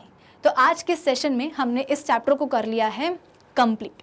जितने भी टॉपिक्स थे हमने उनको एकदम डिटेल में जाकर के समझने की कोशिश की है, डिस्कस किया है। अब फाइनली बारी आती है किसकी, एक्सरसाइज क्वेश्चंस को सॉल्व करने की। तो वो हम करेंगे अपने नेक्स्ट सेशन में। हम मिलेंगे अपने नेक्स्ट सेशन में। तब तक आप क्या करेंगे, आप जाओगे गूगल पर और वहाँ पे आप टाइप करोगे magnetbrains.com और सर्च कर लेना। जैसे आप सर्च करोगे तो हमारी ऑफिशियल वेबसाइट आ जाएगी, उसको टैप करोगे तो आपके सामने आ जाएगा ये वाला पेज जहाँ पे लिखा होगा the magnet brains education platform. इस पेज को जब आप और स्क्रॉल करोगे आपके सामने आएगा ऑप्शन एक्सप्लोर टॉप कोर्सेज का, जहाँ पे आपको क्लास 12 से लेकर के क्लास 1 तक के सभी कोर्सेज होंगे अवेलेबल। सपोज आपको क्लास 8 की क्या देखनी है, साइंस देखनी, तो आप क्या करोगे, इस पे जाकर के टैप करोगे। जैसे ही टैप करोगे तो फिर यहाँ पे खुल जाएगा क्या, class 8 science video tutorial by Vibhuti Khare. फिर इसके बाद में यहाँ पे आपको सभी चैप्टर्स जो भी अभी तक हमने कर लिए हैं या कर रहे हैं उन सभी के लेक्चर्स यहाँ पे हो जाएंगे आपको अवेलेबल। फॉर एग्जाम्पल आपको देखना है फर्स्ट चैप्टर हमारा क्रॉप प्रोडक्शन एंड मैनेजमेंट वाला, तो इसके यहाँ पे टोटल 14 लेक्चर्स हैं। जैसे आप इस पे क्लिक करोगे तो इस चैप्टर का जो फर्स्ट लेक्चर होगा। हेलो एवरीवन, आज के इस सेशन में हम सॉल्व करने वाले हैं एक्सरसाइज क्वेश्चंस क्लास 8 साइंस के chapter cell structure and functions के। प्रीवियस सेशंस में हमने इस चैप्टर के सभी टॉपिक्स को एकदम डिटेल में जाकर के डिस्कस कर लिया है। तो अब फाइनली बारी आती है कि आपकी एनसीईआरटी टेक्स्ट बुक में इस चैप्टर के जितने भी एक्सरसाइज क्वेश्चंस दिए गए हैं उनको अब हम करेंगे सॉल्व। ना सिर्फ इस सेशन में हम क्वेश्चंस को सॉल्व करेंगे, साथ ही साथ इस चैप्टर की जो इन टेक्स्ट एक्टिविटीज़ हैं उनको भी हम कर लेंगे डिस्कस। तो आई होप आज के सेशन का टारगेट सभी बच्चों का है एकदम क्लियर। तो एक काम करते हैं, जल्दी से आज के इस सेशन को हम स्टार्ट कर लेते हैं। So this is Vibhuti Khare, welcome to Magnet Brains, जहाँ पे आपको सभी चैप्टर्स के वीडियो लेक्चर्स मिलते हैं बिल्कुल फ्री ऑफ कॉस्ट। यानी कि मैग्नेट ब्रेन्स में आपको 2 चैप्टर्स पढ़ने के बाद किसी भी तरह का पेमेंट करने की या पैकेज परचेज करने की रिक्वायरमेंट बिल्कुल भी नहीं है, क्योंकि मैग्नेट ब्रेन्स आप सब तक पहुँचा रहा है क्वालिटी एजुकेशन बिल्कुल फ्री ऑफ कॉस्ट। तो इसी अच्छी बात से हम स्टार्ट कर लेते हैं आज का हमारा ये सेशन। और हमारे इस सेशन का फर्स्ट क्वेश्चन है ये वाला कि indicate whether the following statements are true और फॉल्स। तो बेसिकली इस सवाल में आपके पास है टोटल 4 स्टेटमेंट्स और आपको बस इतना ही बताना है कि कौन सा वाला स्टेटमेंट एक ट्रू स्टेटमेंट है और कौन सा वाला स्टेटमेंट एक फॉल्स यानी कि एक गलत स्टेटमेंट है। तो हम स्टार्ट करते हैं अपने फर्स्ट स्टेटमेंट के साथ कि unicellular organisms have one sailed body. यहाँ पे बोला जा रहा है कि हमारे जो यूनिसेलुलर ऑर्गेनिजम्स होते हैं उनके पास वन सेल्ड बॉडी होती है, यानी कि एक ऐसी बॉडी जिसमें कि केवल एक ही सेल होता है। तो आपको क्या लगता है ये वाला स्टेटमेंट सही होना चाहिए या नहीं होना चाहिए? मेरे हिसाब से तो ये है एक एब्सोल्युटली ट्रू स्टेटमेंट। क्यों? तो ज़रा याद करो, मैंने आपको बताया है ये जो वर्ड है यूनिसेलुलर, इसका मतलब क्या होता है? यूनि का मतलब होता है सिंगल या आप वन भी बोल सकते हो, और सेलुलर का मतलब क्या होता है? सेल। तो ऐसे ऑर्गेनिजम्स जिनके पास केवल एक ही सेल होता है, सिंगल सेल होता है, उन्हीं को हम कहते हैं क्या? Unicellular organisms. तो इस हिसाब से ये वाला जो हमारा स्टेटमेंट है ये क्या है? बिल्कुल ट्रू स्टेटमेंट है। ठीक है। अच्छा हाँ, एक और चीज़ कि यहाँ पे मैंने बोल दिया है कि ऐसे ऑर्गेनिजम्स के पास उनकी बॉडी में केवल एक ही सेल होता है। तो ऐसा नहीं है कि केवल एक ही सेल प्रेजेंट है इनकी बॉडी में तो किसी भी तरह के फंक्शंस या प्रोसेसेस हम बोलते हैं कि कॉम्प्रोमाइज़ की जाती हैं, ऐसा नहीं है। इन ऑर्गेनिजम्स की बॉडी में जो एक सेल प्रेजेंट होता है ना, वही सफिशिएंट होता है, इनफ होता है, और वो एक सिंगल सेल क्या कर सकता है? एक ऑर्गेनिज्म की बॉडी को बना भी सकता है, प्लस जिंदा रहने के लिए जो भी असेंशियल प्रोसेसेस या जो भी फंक्शंस इन्वॉल्व होते हैं वो सारे फंक्शंस हम बोलते हैं कि हमारा जो एक सिंगल सेल है ना वो परफॉर्म कर लेता है।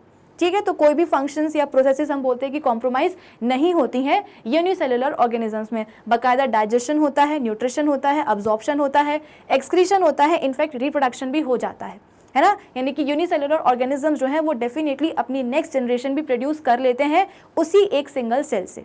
तो कोई भी फंक्शंस यहाँ पे कॉम्प्रोमाइज नहीं होने वाले हैं, इस बात का ध्यान आपको रखना होगा। एनीवे, हम आ जाते हैं अपने सेकेंड स्टेटमेंट के ऊपर कि मसल सेल्स आर ब्रांच्ड तो मसल सेल्स हम बोलते हैं कि जनरली ब्रांच्ड नहीं होते हैं, ठीक है। मैंने आपको दिखाए थे मसल सेल्स का जो भी स्ट्रक्चर है, मैंने आपको बताया था। तो हम बोल सकते हैं कि जैसे हमारी जो कार्डियक मसल्स होती हैं, है ना, तो जैसे मैंने आपको बताया था कि हमारे बॉडी में 3 टाइप की मसल्स होती हैं। एक होती हैं स्मूथ मसल्स, एक होती हैं हम बोलते हैं कि स्केलेटल मसल्स, जो कि हमारे स्केलेटन, हमारी कुछ मसल्स ऐसी होती हैं जो कि हमारे स्केलेटन से जो है अटैच्ड होती हैं, उनको हम कहते हैं स्केलेटल मसल्स। हमारी वो वाली मसल्स जो कि हमारे बॉडी के इंटरनल ऑर्गन्स बनाती हैं, उन्हें हम कहते हैं स्मूथ मसल्स। और जो हमारी कार्डियक मसल्स हैं वो सिर्फ और सिर्फ क्या करती हैं, हमारे हार्ट की जो वॉल्स हैं, जो उसकी दीवारें हैं, वो बनाती हैं, है ना। तो मैंने आपको तीनों के स्ट्रक्चर दिखाए थे और मैंने आपको बताया था कि हमारे जो मसल सेल्स होते हैं वो थोड़े से लंबे होते हैं, और जब उनको हम माइक्रोस्कोप के नीचे रख के देखते हैं तो हमें ऐसा लगता है कि ये क्या है, फाइबर्स हैं। इसीलिए हम मसल सेल्स को, मतलब उनकी फाइबर लाइक, थ्रेड लाइक एक अपीयरेंस आती है, क्योंकि वो लंबे लंबे होते हैं ना। तो इसीलिए हम मसल सेल्स को क्या कहते हैं, मसल फाइबर्स भी कहते हैं। तो अगर आपको ध्यान हो तो मैंने आपको न्यूरॉन का स्ट्रक्चर भी समझाया था, है ना। उस स्ट्रक्चर में मैंने आपको क्या समझाया था कि एक सेल बॉडी होती है और इसी सेल बॉडी से हम बोलते हैं कि कई सारे ब्रांचेस हम बोलते हैं कि निकल जाती हैं, ठीक है। और इन्हीं ब्रांचेस को हम क्या कहते हैं, इन्हीं ब्रांचेस को हम कहते हैं डेंड्राइट्स। तो न्यूरॉन में आपको डेफिनेटली ब्रांचेस दिखाई देंगी, लेकिन हमारे जो मसल सेल्स होते हैं ना, उनमें एज सच आपको कोई भी ब्रांचेस दिखाई नहीं देती हैं, ठीक है। तो ये क्या हो जाएगा, एक फॉल्स स्टेटमेंट हो जाएगा।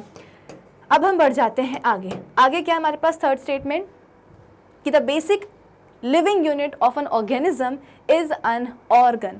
तो मेरे हिसाब से ये वाला स्टेटमेंट भी क्या है, एक फॉल्स स्टेटमेंट ही है। क्यों? क्योंकि इस पूरे चैप्टर में मैंने आपको सिर्फ यही चीज़ समझाने की कोशिश करी है कि भाई cell is the structural and functional unit of life.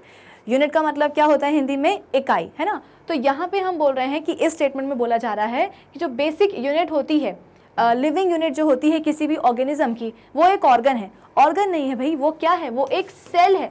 अब आप खुद ही सोचो, मैंने आपको बताया था कि ऑर्गन्स का फॉर्मेशन कैसे होता है। हमारे पास सेल्स होते हैं, बहुत सारे सेल्स होते हैं, है ना। तो वो वाले सेल्स जिनका स्ट्रक्चर हम बोलते हैं कि एक जैसा होता है, और वो कंबाइन हो जाते हैं और कंबाइन होकर के एक ही टाइप का फंक्शन परफॉर्म करने लगते हैं। तो ये जो कॉम्बिनेशन हुआ है सेल्स का, सिमिलर टाइप के सेल्स का, जो कि एक ही फंक्शन परफॉर्म कर रहे हैं, इस कॉम्बिनेशन को या उनके ग्रुप को हम क्या बोलते हैं, टिश्यू बोलते हैं।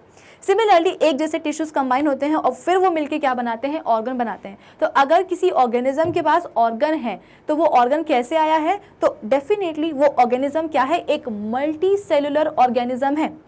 हमारे पास जो यूनिसेलुलर ऑर्गेनिजम्स होते हैं उनके पास तो केवल एक ही सेल होता है, लेकिन हमारे बाकी के ऑर्गेनिजम्स जिनके पास बहुत सारे सेल्स होते हैं उनकी बॉडी में, उन्हें हम कहते हैं मल्टी सेलुलर ऑर्गेनिजम्स। और मल्टी सेलुलर ऑर्गेनिजम्स में ही ऑर्गन्स आ सकते हैं। तो अगर इस स्टेटमेंट को हम सही माने तो इस स्टेटमेंट के हिसाब से हमें ये मानना पड़ेगा कि किसी भी ऑर्गेनिज्म की जो बेसिक लिविंग यूनिट है वो क्या है, एक ऑर्गन है। इसका मतलब क्या कि हमारे जो यूनिसेलुलर ऑर्गेनिजम्स हैं वो तो जिंदा रह ही नहीं सकते। क्यों नहीं रह सकते? क्योंकि इनके पास तो ऑर्गन्स है ही नहीं। कहाँ से आएंगे ऑर्गन्स? इनके पास ऑर्गन्स छोड़ो, टिश्यूज भी नहीं होते हैं। क्यों नहीं होते हैं? क्योंकि इनके पास तो केवल एक ही सेल है। तो अगर इस स्टेटमेंट को हम सही मानते हैं तो उस हिसाब से यूनिसेलुलर ऑर्गेनिजम्स को एग्जिस्ट करना ही नहीं चाहिए, जबकि ऐसा नहीं है। मैंने आपको अभी बताया कि हर एक बेसिकली जो हमारा यूनिसेलुलर ऑर्गेनिज्म है उसकी बॉडी को बनाने वाला जो एक सेल है ना, वो सफिशिएंट होता है, सारे काम कर लेगा, स्ट्रक्चर बना लेगा किसी भी ऑर्गेनिज्म का। तो कोई भी कहीं से भी हम बोलते हैं कि कॉम्प्रोमाइज करने वाली सिचुएशन तो आती ही नहीं है। तो ये वाला जो हमारा स्टेटमेंट है ये क्या है, एक फॉल्स स्टेटमेंट है कि भाई यहाँ पे ऑर्गन नहीं, यहाँ पे सेल आना चाहिए, ठीक है। फिर इसके बाद में हम बोलते हैं कि अमीबा, लास्ट स्टेटमेंट है हमारा कि amoeba has an irregular shape. तो क्या ये वाला स्टेटमेंट ट्रू है? हाँ भाई बिल्कुल ट्रू है। मैंने आपको बताया था कि अमीबा, देखो अमीबा क्या है, अगेन हमारे पास एक यूनिसेलुलर ऑर्गेनिज्म का एग्जांपल आ गया है। अमीबा क्या है, एक यूनिसेलुलर ऑर्गेनिज्म है, यानी कि उसकी पूरी बॉडी को केवल एक ही सेल ने बनाया होता है। और ये सेल कैसा होता है, ये सेल होता है यूकैरियोटिक सेल। इसका मतलब अमीबा क्या है, एक यूकैरियोट है, यानी कि उसकी पूरी बॉडी को एक ही सेल ने तो बनाया है, लेकिन उस सेल का जो न्यूक्लियस है ना वो एकदम वेल ऑर्गेनाइज्ड होता है और न्यूक्लियर एनवेलप से प्रॉपर्ली सराउंडेड होता है, यानी कि जो न्यूक्लियर एनवेलप है वो प्रेजेंट होती है, ठीक है। तो ये एक यूकैरियोटिक यूनिसेलुलर ऑर्गेनिज्म है। तो यहाँ पे हम बोल रहे हैं कि इसका शेप इर्रेगुलर होता है। हाँ इर्रेगुलर होता है। क्यों? पहली बात तो ये कि इसको सराउंड करने वाली अमीबा के सेल को सराउंड करने वाली क्या होती है, प्लाज्मा मेम्ब्रेन होती है। और हम सबको पता है कि प्लाज्मा मेम्ब्रेन क्या है, एक फ्लेक्सिबल मेम्ब्रेन है, अपना शेप वो चेंज कर सकती है। सेल वॉल रिजिड होती है ना, लेकिन प्लाज्मा मेम्ब्रेन कैसी होती है, फ्लेक्सिबल होती है। और प्लस अमीबा के अंदर हम बोलते हैं कि उसके जो अंदर कैविटी है, भाई एक ही सेल है ना उसकी बॉडी में, तो सेल के अंदर क्या होता है, प्लाज्मा मेम्ब्रेन किसको आके सराउंड करती है, तो साइटोप्लाज्म को। साइटोप्लाज्म के बारे में तो हमने ऑलरेडी पढ़ा हुआ है कि ये क्या होता है, सेमी फ्लूइड पोर्शन होता है हमारे सेल का, है ना। तो प्लाज्मा मेम्ब्रेन हम बोलते हैं कि फ्लेक्सिबल है, साइटोप्लाज्म भी हम बोलते हैं कि अपना एक फ्लूइड नेचर शो करता है, तो जिसके कारण अमीबा अपना शेप चेंज कर लेता है। और इस प्रॉपर्टी को अमीबा को थैंक यू बोलना चाहिए, क्योंकि इस प्रॉपर्टी के कारण ही अमीबा क्या कर सकता है, अपने फूड वगैरह को जो है ना एनगल्फ कर सकता है। मैंने आपको बताया था कि वो क्या करता है, सूडोपोडिया बनाता है, यानी कि फॉल्स फीट बनाता है। ऐसा नहीं है कि अमीबा के पास उसके खुद के पैर होते हैं, लेकिन आप खुद ही सोचो, अगर यहाँ पे इसको मैं एक बार रब कर देती हूँ, ठीक है। यहाँ पे हम बोलते हैं कि ये क्या है, हमारा अमीबा है और ये इसका न्यूक्लियस है, ठीक है। न्यूक्लियस आपको डिस्टिंक्टली विजिबल होगा। क्यों विजिबल होगा, क्योंकि न्यूक्लियर एनवेलप है ना इसके आजू बाजू, इसलिए। अब यहाँ पे क्या पड़ा है, यहाँ पे एक फूड पार्टिकल पड़ा हुआ है और अमीबा को लगी है भूख, अमीबा को उसको खाना है। बट क्या है ना, एक ही सेल की तो इसकी बॉडी है, तो ऑब्वियस सी बात है। देखो जैसे जैसे हम बोलते हैं कि ऑर्गेनिजम्स की बॉडी में नंबर ऑफ सेल्स इंक्रीज होते हैं ना, तो कॉम्प्लेक्सिटी इंक्रीज होती जाती है।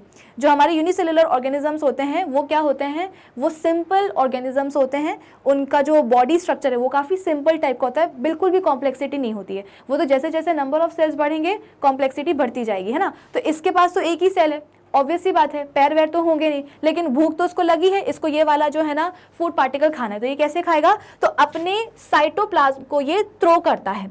और साइटोप्लाज्म भी कैसे थ्रो हो पा रहा है, क्योंकि साइटोप्लाज्म को जो सराउंड करने वाली जो प्लाज्मा मेम्ब्रेन है वो कैसी है, फ्लेक्सिबल है। तो ये अमीबा क्या करेगा, अपने साइटोप्लाज्म को फेंकेगा, ठीक है ना। और कुछ ऐसे फेंकेगा कि हमको लगेगा कि अमीबा के क्या बन गए हैं, दो नकली पैर बन गए हैं, कुछ इस तरीके से, ठीक है। तो सूडो का मतलब होता है फॉल्स और पोडिया का मतलब होता है फीट। तो अमीबा अपने साइटोप्लाज्म को कुछ ऐसे फेंकता है, थ्रो करता है कि हमें लगता है कि इसके फॉल्स फीट बन गए हैं, सूडोपोडिया बन गया है। अब यही सूडोपोडिया क्या करेगा, धीरे धीरे बेसिकली इसी सूडोपोडिया की हेल्प से जो अमीबा है वो आगे आगे बढ़ता जाएगा और धीरे धीरे ये जो सूडोपोडिया है ये इस फूड पार्टिकल को आके क्या करेंगे, सराउंड कर लेंगे, घेर लेंगे और घेरने के बाद अमीबा का जो सेल है उसके अंदर ले लेंगे, ठीक है। तो इस हिसाब से हम बोलते हैं कि अमीबा की जो न्यूट्रिशन की प्रोसेस है वो हो चुकी है। तो डेफिनेटली अमीबा का, अब देखो अगर अमीबा का एक फिक्स शेप होता तो क्या अमीबा इस तरीके से सूडोपोडिया का फॉर्मेशन करके क्या फूड पार्टिकल को अंदर ले पाता, क्या इसके अंदर न्यूट्रिशन की प्रोसेस हो पाती, नहीं हो पाती, है ना। तो ये कैसे पॉसिबल है, क्योंकि अमीबा का शेप इरेगुलर है, क्योंकि जो अमीबा है वो अपना साइटोप्लाज्म थ्रो कर सकता है यहाँ वहाँ, ठीक है। चलो, तो ये वाला क्वेश्चन हमारा हो गया है। ये वाला फर्स्ट ट्रू स्टेटमेंट है, सेकंड और थर्ड फॉल्स स्टेटमेंट्स हैं और लास्ट अपना जो स्टेटमेंट है वो क्या है, वो एक ट्रू स्टेटमेंट है। चलो अब हम बढ़ जाते हैं आगे अपने नेक्स्ट क्वेश्चन के ऊपर कि make a sketch of the human nerve cell and what function do nerve cells perform. ठीक है, तो सबसे पहले तो आपको ह्यूमन नर्व सेल का एक स्केच बनाना है और इसके बाद में आपको ये भी बताना है कि हमारे जो नर्व सेल्स हैं उनका फंक्शन क्या होता है, क्या फंक्शन वो परफॉर्म करते हैं। तो नर्व सेल्स को हम क्या कहते हैं, नर्व सेल्स को हम कहते हैं न्यूरॉन्स। ठीक है, क्या कहते हैं, न्यूरॉन्स। तो अगर आपको नर्व सेल नाम याद रहता है तो आप इसको याद रख सकते हो, लेकिन अगर न्यूरॉन्स याद हो रहा है तो और भी अच्छी बात है। ठीक है, चलो तो सबसे पहले तो इसका हम स्ट्रक्चर देख लेते हैं, इसके बाद में हम इसके फंक्शंस के ऊपर आ जाएंगे। तो ये क्या है आपके पास, स्ट्रक्चर ऑफ अ न्यूरॉन या नर्व सेल। तो जैसे कि मैंने आपको बताया था कि हमारे जो न्यूरॉन्स होते हैं वो कैसा है, ब्रांच्ड, बेसिकली ब्रांच्ड होते हैं। तो बेसिकली यहाँ पे आपको एक सेल बॉडी दिखाई देगी जिसको हम साइटोन भी कहते हैं। साइटोन अगर नाम याद नहीं हो रहा है तो आप सिंपली लिख सकते हो सेल बॉडी। ये हमारी हुई क्या, सेल बॉडी, हमारी नहीं मतलब न्यूरॉन की। फिर इसके बाद में बीच में क्या आया, यहाँ पे एक न्यूक्लियस आया। तो ये हुई पूरी सेल बॉडी, ये हुआ क्या, इसका न्यूक्लियस। भाई सेल है तो सेल का न्यूक्लियस तो होना चाहिए ना। अब इसके बाद में देखो ये जो सेल बॉडी है, सेल बॉडी से आपको दिखाई दे रहा होगा कि कुछ इस तरह की ब्रांचेस निकल रही हैं, है ना। और इन ब्रांचेस को ही हम क्या कहते हैं, डेंड्राइट्स कहते हैं। क्या कहते हैं, डेंड्राइट्स। तो बीच में आप बनाओगे एक सेल बॉडी, उसके भी बीच में आप बनाओगे एक न्यूक्लियस। सेल बॉडी से कुछ इस तरह की, जैसे कि हम पेड़ बनाते हैं ना, तो पेड़ की ब्रांचेस बनाते हैं, वैसे ही हम यहाँ पे सेल बॉडी की ब्रांचेस बना देंगे और उनको हम लिख देंगे क्या, डेंड्राइट्स। फिर इसके बाद में एक ब्रांच आप निकालोगे और उस ब्रांच को आप थोड़ा सा लंबा एक्सटेंड करोगे कुछ इस तरीके से, ठीक है। एक ब्रांच निकाल करके आप इसको थोड़ा लंबा एक्सटेंड कर देना और इस लंबी वाली ब्रांच को आप क्या बोल देना, एक्सॉन बोल देना। क्या बोलोगे आप इसको, एक्सॉन बोलोगे। फिर कहीं ना कहीं जाकर के तो ये एक्सॉन टर्मिनेट भी होगी, तो जहां जाकर के ये टर्मिनेट होगी तो वहां पे जाकर के आप फिर से क्या करोगे, बेसिकली ब्रांचेस बना दोगे। तो जैसे हम पेड़ बनाते हैं ना कि हमारे पास ये पेड़ है, पेड़ का क्या हो गया, ये एक स्टेम हो गया है, ठीक है ना। स्टेम से हम बोलते हैं कि डिफरेंट क्या निकलती हैं, ब्रांचेस निकलती हैं कुछ इस तरीके से। फिर इसके बाद में नीचे जाकर के भाई पेड़ ऊपर ही ऊपर थोड़ी होता है, नीचे भी तो होता है ना, तो नीचे आप इसको कंप्लीट कैसे करते हो कि भाई ये सॉइल आ गई और सॉइल के नीचे क्या होती है, हमारे पेड़ों की जड़ें होती हैं, यानी कि इसकी रूट्स होती हैं, है कि नहीं। तो कुछ इसी तरीके से आपको क्या करना है, एक न्यूरॉन यानी कि नर्व सेल का स्ट्रक्चर बनाना है। सेल बॉडी के बाहर आप बनाओगे जो ब्रांचेस, उनको आप बोलोगे डेंड्राइट्स। एक लंबी ब्रांच जो है एक्सटेंड कर देना और उसको आखिर में जाकर के ब्रांच में डिवाइड कर देना और उसको आप नाम दोगे क्या, एक्सॉन टर्मिनल। क्या नाम दोगे, एक्सॉन टर्मिनल। ये जो आपने लंबी सी ब्रांच बनाई है, इस लंबी सी ब्रांच का नाम क्या है, एक्सॉन है, ठीक है। और हाँ, एक चीज और यहाँ पे ध्यान रखना कि यहाँ पे जो आप एक्सॉन टर्मिनल्स बनाओगे ना, उसके जो एंड होंगे ना वो थोड़े से फूले हुए होंगे। जैसे कि बल्ब होता है ना, बल्ब, तो कुछ इस तरीके से बल्ब लाइक आप इनकी एंडिंग्स बनाओगे। क्यों बनाओगे बल्ब लाइक एंडिंग्स, क्योंकि ये एंडिंग्स एग्जैक्टली ऐसे ही होती हैं, थोड़ी सी फूली हुई रहती हैं। क्यों फूली हुई रहती हैं ये आप हायर क्लासेस में पढ़ोगे, आपके सिलेबस में अभी इतना नहीं है। बस बनाने के लिए आप ध्यान रखना कि आपको जो इनकी एंडिंग्स है वो कैसी बनानी है, बल्ब जैसी बनानी है, थोड़ी सी फूली हुई बनानी है। फिर इसके बाद में ये जो आपने एक्सॉन बनाया है, एक्सॉन के ऊपर कुछ इस तरीके से ये जो एक्सॉन है इसके ऊपर आपको कुछ सेल्स बना देने हैं, ठीक है ना। या सेल नहीं, बेसिकली ये एक टाइप की कवरिंग होती है, ठीक है। एक्सॉन के ऊपर, ये हमारा न्यूरॉन है ना, तो इसके एक्सॉन के ऊपर एक कवरिंग होती है, लेकिन ये जो कवरिंग है ना कि इनकम्प्लीट होती है, बीच में से टूटी हुई रहती है, तो इसीलिए आपको इसके अलग अलग पीसेस दिखाई दे रहे हैं कुछ इस तरीके से। इनको क्या बोलते हैं, क्या नाम है इनका, ये आपके सिलेबस में नहीं है। आपको इस तरीके का क्या करना होगा, न्यूरॉन का एक टिपिकल न्यूरॉन का स्ट्रक्चर जो है बनाना होगा, अगर एग्जाम में आता है बनाने को तो, ठीक है। सिखा दिया मैंने कि आप क्या क्या चीज़ें यहाँ पे बनाओगे, कैसे कैसे बनाओगे, कैसे रिजेंबल कर सकते हो आप न्यूरॉन को, कि जैसे कि पेड़ की ब्रांचेस होती हैं वैसी उसकी डेंड्राइट्स होती हैं, पेड़ का जैसे ट्रंक होता है, स्टेम होता है, वैसी इसकी एक्सॉन होती है, पेड़ की जैसे जड़ें होती हैं वैसी इसकी एक्सॉन टर्मिनल्स होते हैं, और एक्सॉन टर्मिनल्स कैसे होते हैं, आखिर में जाकर के फूले हुए होते हैं बल्ब के समान। क्लियर है। चलो, तो ये हो गया क्या इसका स्ट्रक्चर। अच्छा, कौन कौन सी चीजें आप लेबल करोगे, तो एक्सॉन को करोगे, एक्सॉन टर्मिनल करोगे, साइटोन यानी कि सेल बॉडी करोगे, न्यूक्लियस करोगे और डेंड्राइट्स करोगे। एक्सॉन भी करना ही है, ठीक है। तो ये सारी चीजें जो कि आपके सिलेबस में है उनको आपको डायग्राम बनाने के बाद मेंशन भी करना है। लेबलिंग भी इंपॉर्टेंट होती है, बिना लेबलिंग के बायोलॉजी में कोई भी डायग्राम सही कंसिडर करा ही नहीं जाता है। ये नहीं कि हमने जो है ना एक सेल बना दिया बड़ा अच्छा सा, लेकिन हमने लेबलिंग ही नहीं करी। तो अगर आपको ये सवाल सपोज 5 मार्क्स का आता है एग्जाम में कि आपको क्या करना है, सिंपल एक न्यूरॉन का स्ट्रक्चर बनाना है, तो अगर आपने केवल बना करके लेबलिंग नहीं करी है तो उसमें आपको केवल 2.5 मार्क्स मिलेंगे, आधे मार्क्स आपके कट जाएंगे। क्यों? क्योंकि मैंने आपको बताया ना, बायोलॉजी में डायग्राम्स बिना लेबलिंग के कंसिडर करे ही नहीं जाते हैं, इनकम्प्लीट होते हैं वो। चलो, तो अब हमने इसका स्ट्रक्चर तो देख लिया है, स्केच हमने बना दिया है। अब बारी आती है किसकी, इसके फंक्शन को डिस्कस करने की, कि भाई न्यूरॉन का फंक्शन क्या होता है। तो इसका काम होता है इंफॉर्मेशन को कंडक्ट करवाना, है ना। इंफॉर्मेशन को कंडक्ट कैसे करवाया जाता है, तो इम्पल्स के फॉर्म में। किसके फॉर्म में? इम्पल्स के फॉर्म में।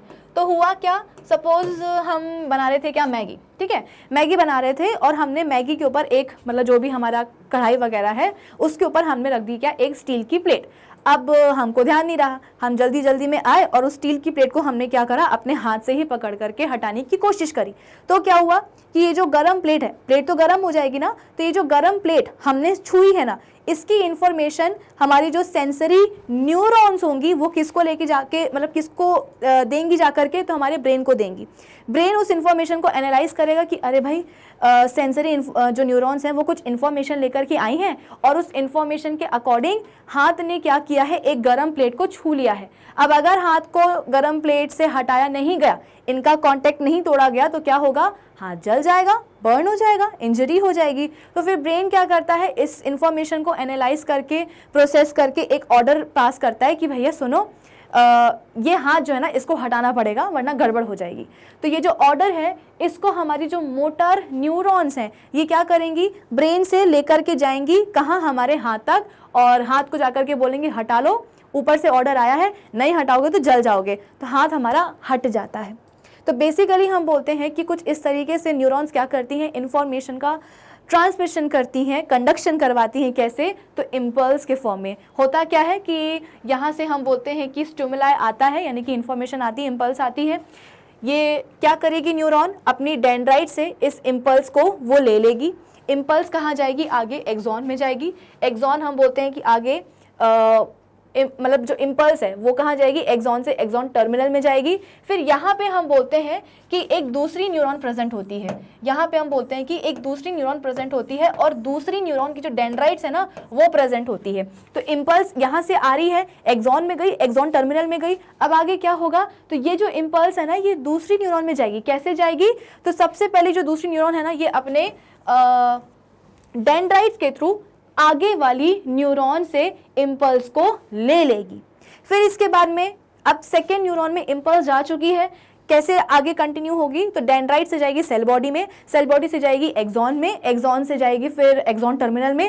फिर क्या होगा, उसके बाद में एक और न्यूरॉन प्रेजेंट होगी जो कि अपनी डेंड्राइट से इस इम्पल्स को कलेक्ट कर लेगी। ठीक है, तो कुछ इस तरीके से इम्पल्स का क्या होता है, ट्रांसमिशन होता है। तो इस सवाल में हमने जो हमारा नर्व सेल है, न्यूरॉन, इसका स्ट्रक्चर भी हमने एक बार रिवाइज कर लिया है और इसका फंक्शन भी पढ़ लिया है कि the function of the nerve cell is to receive and transfer messages, it helps to control and coordinate the working of different parts of the body. Obviously बात है, अगर हमारे बॉडी के पास न्यूरॉन नहीं होंगी तो क्या होगा, ये जो इम्पल्सेस का, मैसेजेस का जो ट्रांसफ़र हो रहा है ना ये हो ही नहीं पाएगा। कि हम लाख किसी भी गर्म चीज़ को अपने हाथ से पकड़ लें, छू लें या कुछ भी कर लें, है ना, इसकी इन्फॉर्मेशन ब्रेन तक जाएगी नहीं। ब्रेन तक अगर इन्फॉर्मेशन गए ही नहीं तो फिर वो उसको एनालाइज कैसे करेगा, और अगर एनालाइज ही नहीं करेगा तो फिर ऑर्डर कहाँ से रिलीज़ करेगा। तो ये पूरी जो इन्फॉर्मेशन का जो ट्रांसफ़र है, जो एक्सचेंज है, वो किसके थ्रू पॉसिबल है, तो वो नर्व सेल्स यानी कि न्यूरॉन्स के थ्रू पॉसिबल है। क्लियर है, चलो तो अपना सेकेंड क्वेश्चन भी होता है कंप्लीट। अब हम आ जाते हैं अपने नेक्स्ट क्वेश्चन के ऊपर कि right a short note on the following. आपको शॉर्ट नोट्स लिखने हैं किसके ऊपर, साइटोप्लाज्म के ऊपर और सेल के न्यूक्लियस के ऊपर। तो सबसे पहले हम बात करते हैं साइटोप्लाज्म की कि ये क्या है। ये एक जेली लाइक या आप बोल सकते हो कि ये एक सेमी फ्लूइड लाइक स्ट्रक्चर होता है। ठीक है, ये एक सेमी फ्लूइड या जेली लाइक सब्सटेंस होता है।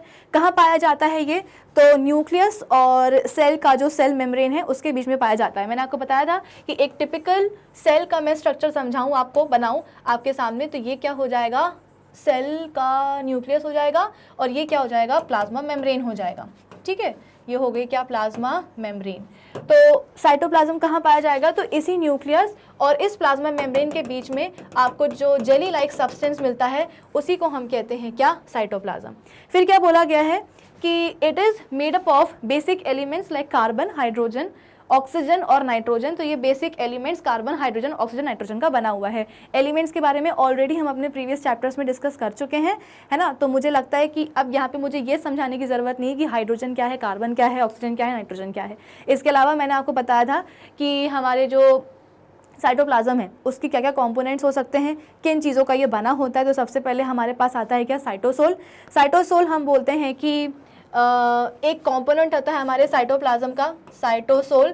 इस साइटोसोल में होता क्या है, 90% पानी होता है। क्या होता है, 90% पानी।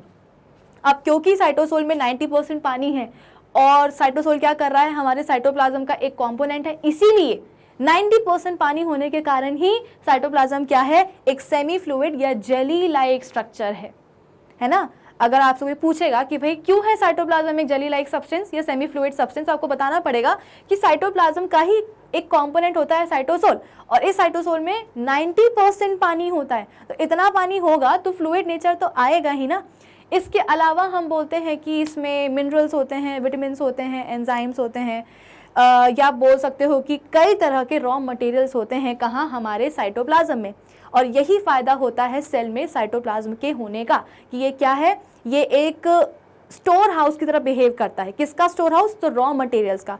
कि जैसे कि मैंने आपको बताया था कि हमारी सेल के अंदर कई तरह की मेटाबॉलिक प्रोसेसेस चलती रहती हैं, कुछ चीज़ें बन रही हैं, कुछ चीज़ें टूट रही हैं। तो ये जो भी मेटाबॉलिक प्रोसेसेस चलती हैं ना, इनमें कुछ ना कुछ रॉ मटेरियल्स तो लगता ही है। सवाल ये है कि आखिर ये रॉ मटेरियल्स की सप्लाई कहाँ से आएगी? तो साइटोप्लाज्म बोलता है सेल का कि चिंता करने की कोई बात नहीं है, मेरे अंदर तो सभी चीज़ें हैं, जो भी रॉ मटेरियल आपको चाहिए है आप मुझे बता दो, मैं आपको ला करके दे दूंगा। तो सेल के अंदर जो भी मेटाबॉलिक प्रोसेसेस चलती हैं, है ना, सेल में भी कहाँ, टू बी मोर स्पेसिफिक हम बोल सकते हैं कि सेल के साइटोप्लाज्म में ही, सेल के साइटोप्लाज्म में ही हम बोलते हैं कि most of the metabolic processes होती हैं। क्यों? क्योंकि साइटोप्लाज्म में ही तो सारे रॉ मटेरियल्स हैं। तो जो भी प्रोसेस को जो भी रॉ मटेरियल चाहिए है, साइटोप्लाज्म से वहाँ से सप्लाई आनी शुरू हो जाएगी। इसके अलावा हम बोलते हैं कि न्यूक्लियस में भी तो कुछ प्रोसेसेस चलती रहती हैं। न्यूक्लियस में भी हम बोलते हैं कि किसी प्रोसेस में कोई रॉ मटेरियल रिक्वायर्ड है। सवाल यह है कि अब न्यूक्लियस को कौन ला करके देगा वो रॉ मटेरियल? तो बाहर जो साइटोप्लाज्म होगा ना, वो बोलेगा कि चिंता करने की बात नहीं है, अगर आप उस रॉ मटेरियल की एंट्री को परमिट कर दो, है ना, तो मैं वो रॉ मटेरियल आपको सप्लाई कर सकता हूँ। तो साइटोप्लाज्म क्या करता है, ना सिर्फ अपने अंदर होने वाली मेटाबॉलिक प्रोसेसेस को रॉ मटेरियल सप्लाई करता है, बल्कि न्यूक्लियस में हो रही मेटाबॉलिक प्रोसेसेस में इन्वॉल्व होने वाला रॉ मटेरियल भी सप्लाई कर देता है। तो ये पूरी स्टोरी थी किसकी? हमारे साइटोप्लाज्म के फंक्शन की, है ना, कि वो क्या करता है, रॉ मटेरियल्स के एक स्टोर हाउस की तरह बिहेव करता है सेल में। हम पढ़ क्या रहे थे? हम ये पढ़ रहे थे कि हमारे साइटोप्लाज्म के कंपोनेंट्स क्या क्या होते हैं। तो साइटोसोल के बारे में मैंने आपको बता दिया। सेल ऑर्गेनल्स, सेल ऑर्गेनल्स भी हमने पढ़े हैं इस चैप्टर में। 3 टाइप के सेल ऑर्गेनल्स को हमने डिस्कस किया है, माइटोकॉन्ड्रिया, क्लोरोप्लास्ट और वैक्यूल्स, है ना। जब आप क्लास 9th में जाओगे तो और कई सारे सेल ऑर्गेनल्स को आप पढ़ोगे। तो सेल ऑर्गेनल्स भी कहाँ प्रेजेंट होते हैं? सेल की साइटोप्लाज्म में ही प्रेजेंट होते हैं। तो सेल ऑर्गेनल्स भी क्या करते हैं, सेल का एक हिस्सा बनाते हैं, सेल का एक कॉम्पोनेंट बनाते हैं, ठीक है। फिर इसके अलावा सेल इंक्लूजन्स। तो अब आप बोलोगे कि मैम सेल ऑर्गेनल्स आपने समझाया, लेकिन सेल इंक्लूजन्स तो आपने अभी तक समझाया नहीं है। पहले भी आपने ये वर्ड यूज़ किया था लेकिन मतलब नहीं समझाया। तो बड़ा आसान सा इसका मतलब है कि सेल इंक्लूजन मतलब कि सेल के अंदर जो भी नॉन लिविंग चीज़ प्रेजेंट होती है ना, उसको हम बोलते हैं सेल इंक्लूजन। फॉर एग्जांपल, किसी सेल ने खाना खाया है, फूड पार्टिकल अंदर आया है सेल के अंदर, तो जो फूड पार्टिकल होगा वो तो नॉन लिविंग होगा ना, तो वो फूड पार्टिकल क्या कहलाएगा? एक सेल इंक्लूजन कहलाएगा। इसके अलावा उस खाने का डाइजेशन हुआ, अब्जॉर्प्शन हुआ, कुछ ना कुछ वेस्ट तो जनरेट होगा, तो वो जो वेस्ट होगा ना, उसको भी आप क्या बोलोगे? एक सेल इंक्लूजन ही बोलोगे। इसके अलावा सेल में हम बोलते हैं कई तरह के सेक्रेशंस होते हैं, एक्सक्रीशंस होते हैं, उन सभी चीज़ों को आप क्या बोलते हो? सेल इंक्लूजन ही बोलते हो। तो बस आप एक मेन पॉइंट याद रखिएगा कि सेल इंक्लूजन मतलब क्या, कि सेल के साइटोप्लाज्म में जो भी नॉन लिविंग चीज़ होती है ना, उसी को हम बोलते हैं क्या? सेल इंक्लूजन्स, ठीक है। तो हमारे साइटोप्लाज्म के कंपोनेंट्स क्या क्या हैं? सेल ऑर्गेनल्स हैं, साइटोसोल है और सेल इंक्लूजन्स हैं। इसके अलावा हम बोलते हैं कि कुछ और भी सेल ऑर्गेनल्स होते हैं, जैसे कि गोल्जी बॉडी, राइबोसोम्स वगैरह। ये सब आप हायर क्लासेस में जाकर के पढ़ोगे, अभी ज़रूरत नहीं है, सिलेबस में है ही नहीं। तो ये बात हुई किसकी? हमारे साइटोप्लाज्म की। अब हम आ जाते हैं किसके ऊपर? अपने दूसरे टॉपिक के ऊपर, जिसके ऊपर हमें एक शॉर्ट नोट लिखना है। वो क्या है? Nucleus of a cell. तो न्यूक्लियस हम बोलते हैं कि एक बहुत ही इम्पॉर्टेंट स्फेरिकल स्ट्रक्चर होता है हमारे सेल का, जो कि मोस्ट ऑफ द केसेस में सेल के कहाँ प्रेजेंट होता है? एकदम बीचों बीच प्रेजेंट होता है। लेकिन हाँ, क्योंकि अब हमने प्लांट और एनिमल सेल को ऑलरेडी पढ़ लिया है अपने प्रीवियस सेशंस में, तो अब मैं आपसे यहाँ पे बोल सकती हूँ कि हमारे जो प्लांट सेल्स होते हैं ना, उनमें न्यूक्लियस बेचारा साइड में शिफ्ट हो जाता है। क्यों शिफ्ट हो जाता है? क्योंकि बीचों बीच एक बड़ा सा सेंट्रल वैक्यूल आ जाता है प्लांट सेल में, ठीक है। तो उस बड़े से सेंट्रल वैक्यूल के कारण जो बेचारा न्यूक्लियस है ना, वो साइड में शिफ्ट हो जाता है। तो मोस्ट ऑफ द केसेस में जो सेल का जो बेसिकली न्यूक्लियस है वो कहाँ प्रेजेंट होता है? सेंट्रली लोकेटेड होता है, एकदम सेल के बीचों बीच होता है, लेकिन प्लांट सेल्स में शिफ्टेड होता है साइड में, because of the presence of this large central vacuole. इसके अलावा हम बोलते हैं कि न्यूक्लियस को बाउंड करने वाली या सराउंड करने वाली 2 मेम्ब्रेन्स होती हैं, जिनको हम न्यूक्लियर एनवलप्स कहते हैं, आउटर वाली और इनर वाली। और दोनों ही मेम्ब्रेन्स को हम कंबाइन करके क्या बोलते हैं? न्यूक्लियर एनवलप बोलते हैं। अब डेफिनेटली ये जो न्यूक्लियर एनवलप है, ये हमारे न्यूक्लियस को सराउंड करती हैं, उसको एनक्लोज करती हैं। साइटोप्लाज्म से अलग रखेंगी, सेपरेटेड रखेंगी, लेकिन आइसोलेट नहीं करेंगी। आइसोलेशन का मतलब होता है कि बिल्कुल अलग कर देना, है ना, कि न्यूक्लियर मटेरियल जो भी है न्यूक्लियस के अंदर का उस सभी मटेरियल को क्या किया है न्यूक्लियर मेम्ब्रेन्स ने साइटोप्लाज्म से एकदम आइसोलेट कर दिया है। आइसोलेट नहीं, है ना, सेपरेट करती हैं कि अंदर का जो सब्सटेंस है वो साइटोप्लाज्म के सब्सटेंस के साथ जाकर के मिक्स ना हो जाए, इसलिए सेपरेट करने वाली कौन होती है, न्यूक्लियर एनवलप होती है। और हम बोलते हैं कि इस न्यूक्लियर एनवलप में छोटे छोटे से पोर्स भी प्रेजेंट होते हैं, जिनको हम कहते हैं क्या, न्यूक्लियर पोर्स। और इन्हीं न्यूक्लियर पोर्स के थ्रू चीज़ों का जो आना जाना है वो लगा रहता है between the cytoplasm and the nucleus. मैंने आपको बताया ना, अभी भी बताया था मैंने आपको कि सपोज न्यूक्लियस के अंदर कोई प्रोसेस हो रही है और उसमें उसको चाहिए है कोई प्रोटीन या अमीनो एसिड, तो साइटोप्लाज्म बोलेगा कि मेरे पास तो है अमीनो एसिड। अगर जो आपको एनक्लोज करने वाली न्यूक्लियर एनवलप है वो अगर इस अमीनो एसिड की एंट्री को अलाउ कर दे तो मैं आपको अमीनो एसिड सप्लाई कर सकता हूं। तो एग्जैक्टली यही होता है कि न्यूक्लियर एनवलप में जो न्यूक्लियर पोर्स प्रेजेंट होते हैं उनके थ्रू अमीनो एसिड्स या जो भी रॉ मटेरियल रिक्वायर्ड है वो जो है अंदर आ जाता है, और न्यूक्लियस में होने वाली जो भी मेटाबॉलिक प्रोसेस है वो स्मूथली आगे बढ़ जाती है, वो रुकती नहीं, किसी का काम नहीं रुकता है, ठीक है। तो ये काम हुआ किसका, न्यूक्लियर एनवलप का। फिर इसके बाद में हमने देखा था कि न्यूक्लियस के अंदर भी एक मैट्रिक्स होता है जिसको हम कहते हैं क्या, न्यूक्लियोप्लाज्म। इसमें भी हम बोलते हैं कि अलग अलग चीज़ें होती हैं, अमीनो एसिड्स वगैरह सब चीज़ें प्रेजेंट होती हैं। इसके अलावा न्यूक्लियोप्लाज्म में हम बोलते हैं कि छोटे छोटे से ग्रैन्यूल लाइक स्ट्रक्चर भी प्रेजेंट होते हैं, और इन ग्रैन्यूल लाइक स्ट्रक्चर को हम क्या कहते हैं, न्यूक्लियोलस कहते हैं। एक भी हो सकते हैं और एक से ज़्यादा भी हो सकते हैं, ठीक है। तो जो ग्रैन्यूल लाइक स्ट्रक्चर प्रेजेंट होते हैं न्यूक्लियोप्लाज्म में उन्हें हम क्या कहते हैं, उन्हें हम कहते हैं न्यूक्लियोलस। एक या एक से ज़्यादा भी हो सकते हैं डेफिनेटली। खास बात क्या होती है न्यूक्लियस की, क्यों हम पढ़ रहे हैं सेल का न्यूक्लियस, इसीलिए पढ़ रहे हैं क्योंकि न्यूक्लियस के पास प्रेजेंट होता है क्या, जेनेटिक मटेरियल, है ना। मैंने आपको बताया था कि जब सेल अपने डिवीजन की स्टेट में नहीं होता है, भाई सीधी सी बात है, जब तक सेल डिवीजन नहीं करेगा तब तक न्यू सेल्स का फॉर्मेशन नहीं होगा। तो सपोज अभी सेल जो है ना अपने डिवाइडिंग स्टेज में नहीं है, उसको नहीं करना है डिवीजन, तो उस समय क्या होता है कि न्यूक्लियस के अंदर आपको न्यूक्लियस, जैसे ये न्यूक्लियस है तो न्यूक्लियस के अंदर आपको कुछ थ्रेड लाइक स्ट्रक्चर जो है ना दिखाई देते हैं, और ये जो थ्रेड लाइक स्ट्रक्चर है ना ये एकदम ही डिफ्यूज पैटर्न में पड़े होते हैं, एक अजीब सा नेटवर्क बनाया होता है इन थ्रेड लाइक स्ट्रक्चर्स ने। तो ये जो थ्रेड लाइक स्ट्रक्चर्स हैं इनको हम क्या कहते हैं, इनको हम कहते हैं क्रोमैटिन मटेरियल। क्या कहते हैं, क्रोमैटिन मटेरियल, ठीक है। और यही क्रोमैटिन मटेरियल जब सेल अपने डिवीजन की स्टेट में आता है तो यही क्रोमैटिन मटेरियल कंडेंस हो जाता है, और कंडेंस होने के बाद में हम बोलते हैं कि कुछ इस तरीके का स्ट्रक्चर बनाता है, और इस स्ट्रक्चर को हम क्या बोलते हैं भाई, क्रोमोसोम्स कहते हैं। क्या कहते हैं, क्रोमोसोम्स। ये क्रोमोसोम्स खास क्यों होते हैं, क्योंकि इन क्रोमोसोम्स के को अगर हम थोड़ा सा खींचें तो खींचने पे आपको ये पता चलेगा कि ये क्रोमोसोम्स कैसे बने होते हैं, दो रोप्स के बने होते हैं, और ये दोनों जो रोप्स होती हैं वो आपस में कुछ इस तरीके का स्ट्रक्चर बनाई हुई होती है, यानी कि आपस में एक हेलिकल स्ट्रक्चर इनने आपस में बनाया होता है, ठीक है। तो क्रोमोसोम्स को जब हमने खींचा तो हमको रोप्स का एक हेलिकल स्ट्रक्चर दिखाई दिया, ठीक है। फिर इसके बाद में इसको हम क्या बोलते हैं, इसको हम कहते हैं डीएनए। अब ये डीएनए खास क्यों है, क्योंकि इस डीएनए के ऊपर स्पेसिफिक सेगमेंट्स प्रेजेंट होते हैं जिनको हम कहते हैं क्या, जीन्स। तो क्या आपको ये पूरा सीक्वेंस समझ में आया कि हम बात कर रहे हैं न्यूक्लियस के इंपॉर्टेंस की, कि आखिर न्यूक्लियस को हमें पढ़ने की क्या जरूरत पड़ गई। जरूरत ये पड़ी है कि न्यूक्लियस के अंदर प्रेजेंट होता है क्रोमैटिन मटेरियल। जब सेल अपने डिवीजन की स्टेट में पहुंचता है तो यही क्रोमैटिन मटेरियल जो है ये कंडेंस होता है।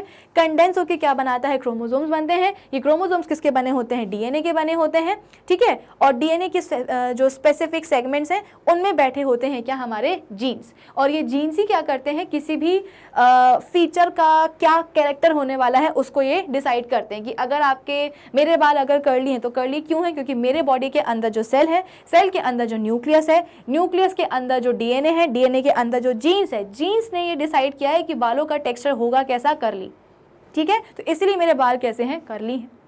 आई बात समझ में। तो इसीलिए हम बोलते हैं कि ये जेनेटिक मटेरियल हुआ न्यूक्लियस के पास, इसीलिए इंपॉर्टेंट होता है। और जीन्स ही होते हैं जो कि एक जनरेशन से दूसरे जनरेशन में आते हैं। मेरे बाल कर्ली क्यों थे, माना कि मेरे पास मेरे जो जीन्स हैं मेरे बॉडी के अंदर, उनने डिसाइड किया था कि मेरे बालों का टेक्सचर कैसा होगा, कर्ली होगा। लेकिन सवाल ये है कि आखिर ये जीन्स कहाँ से आए हैं, तो ये जीन्स मिले हैं मुझे कहाँ से, मेरे पेरेंट्स से।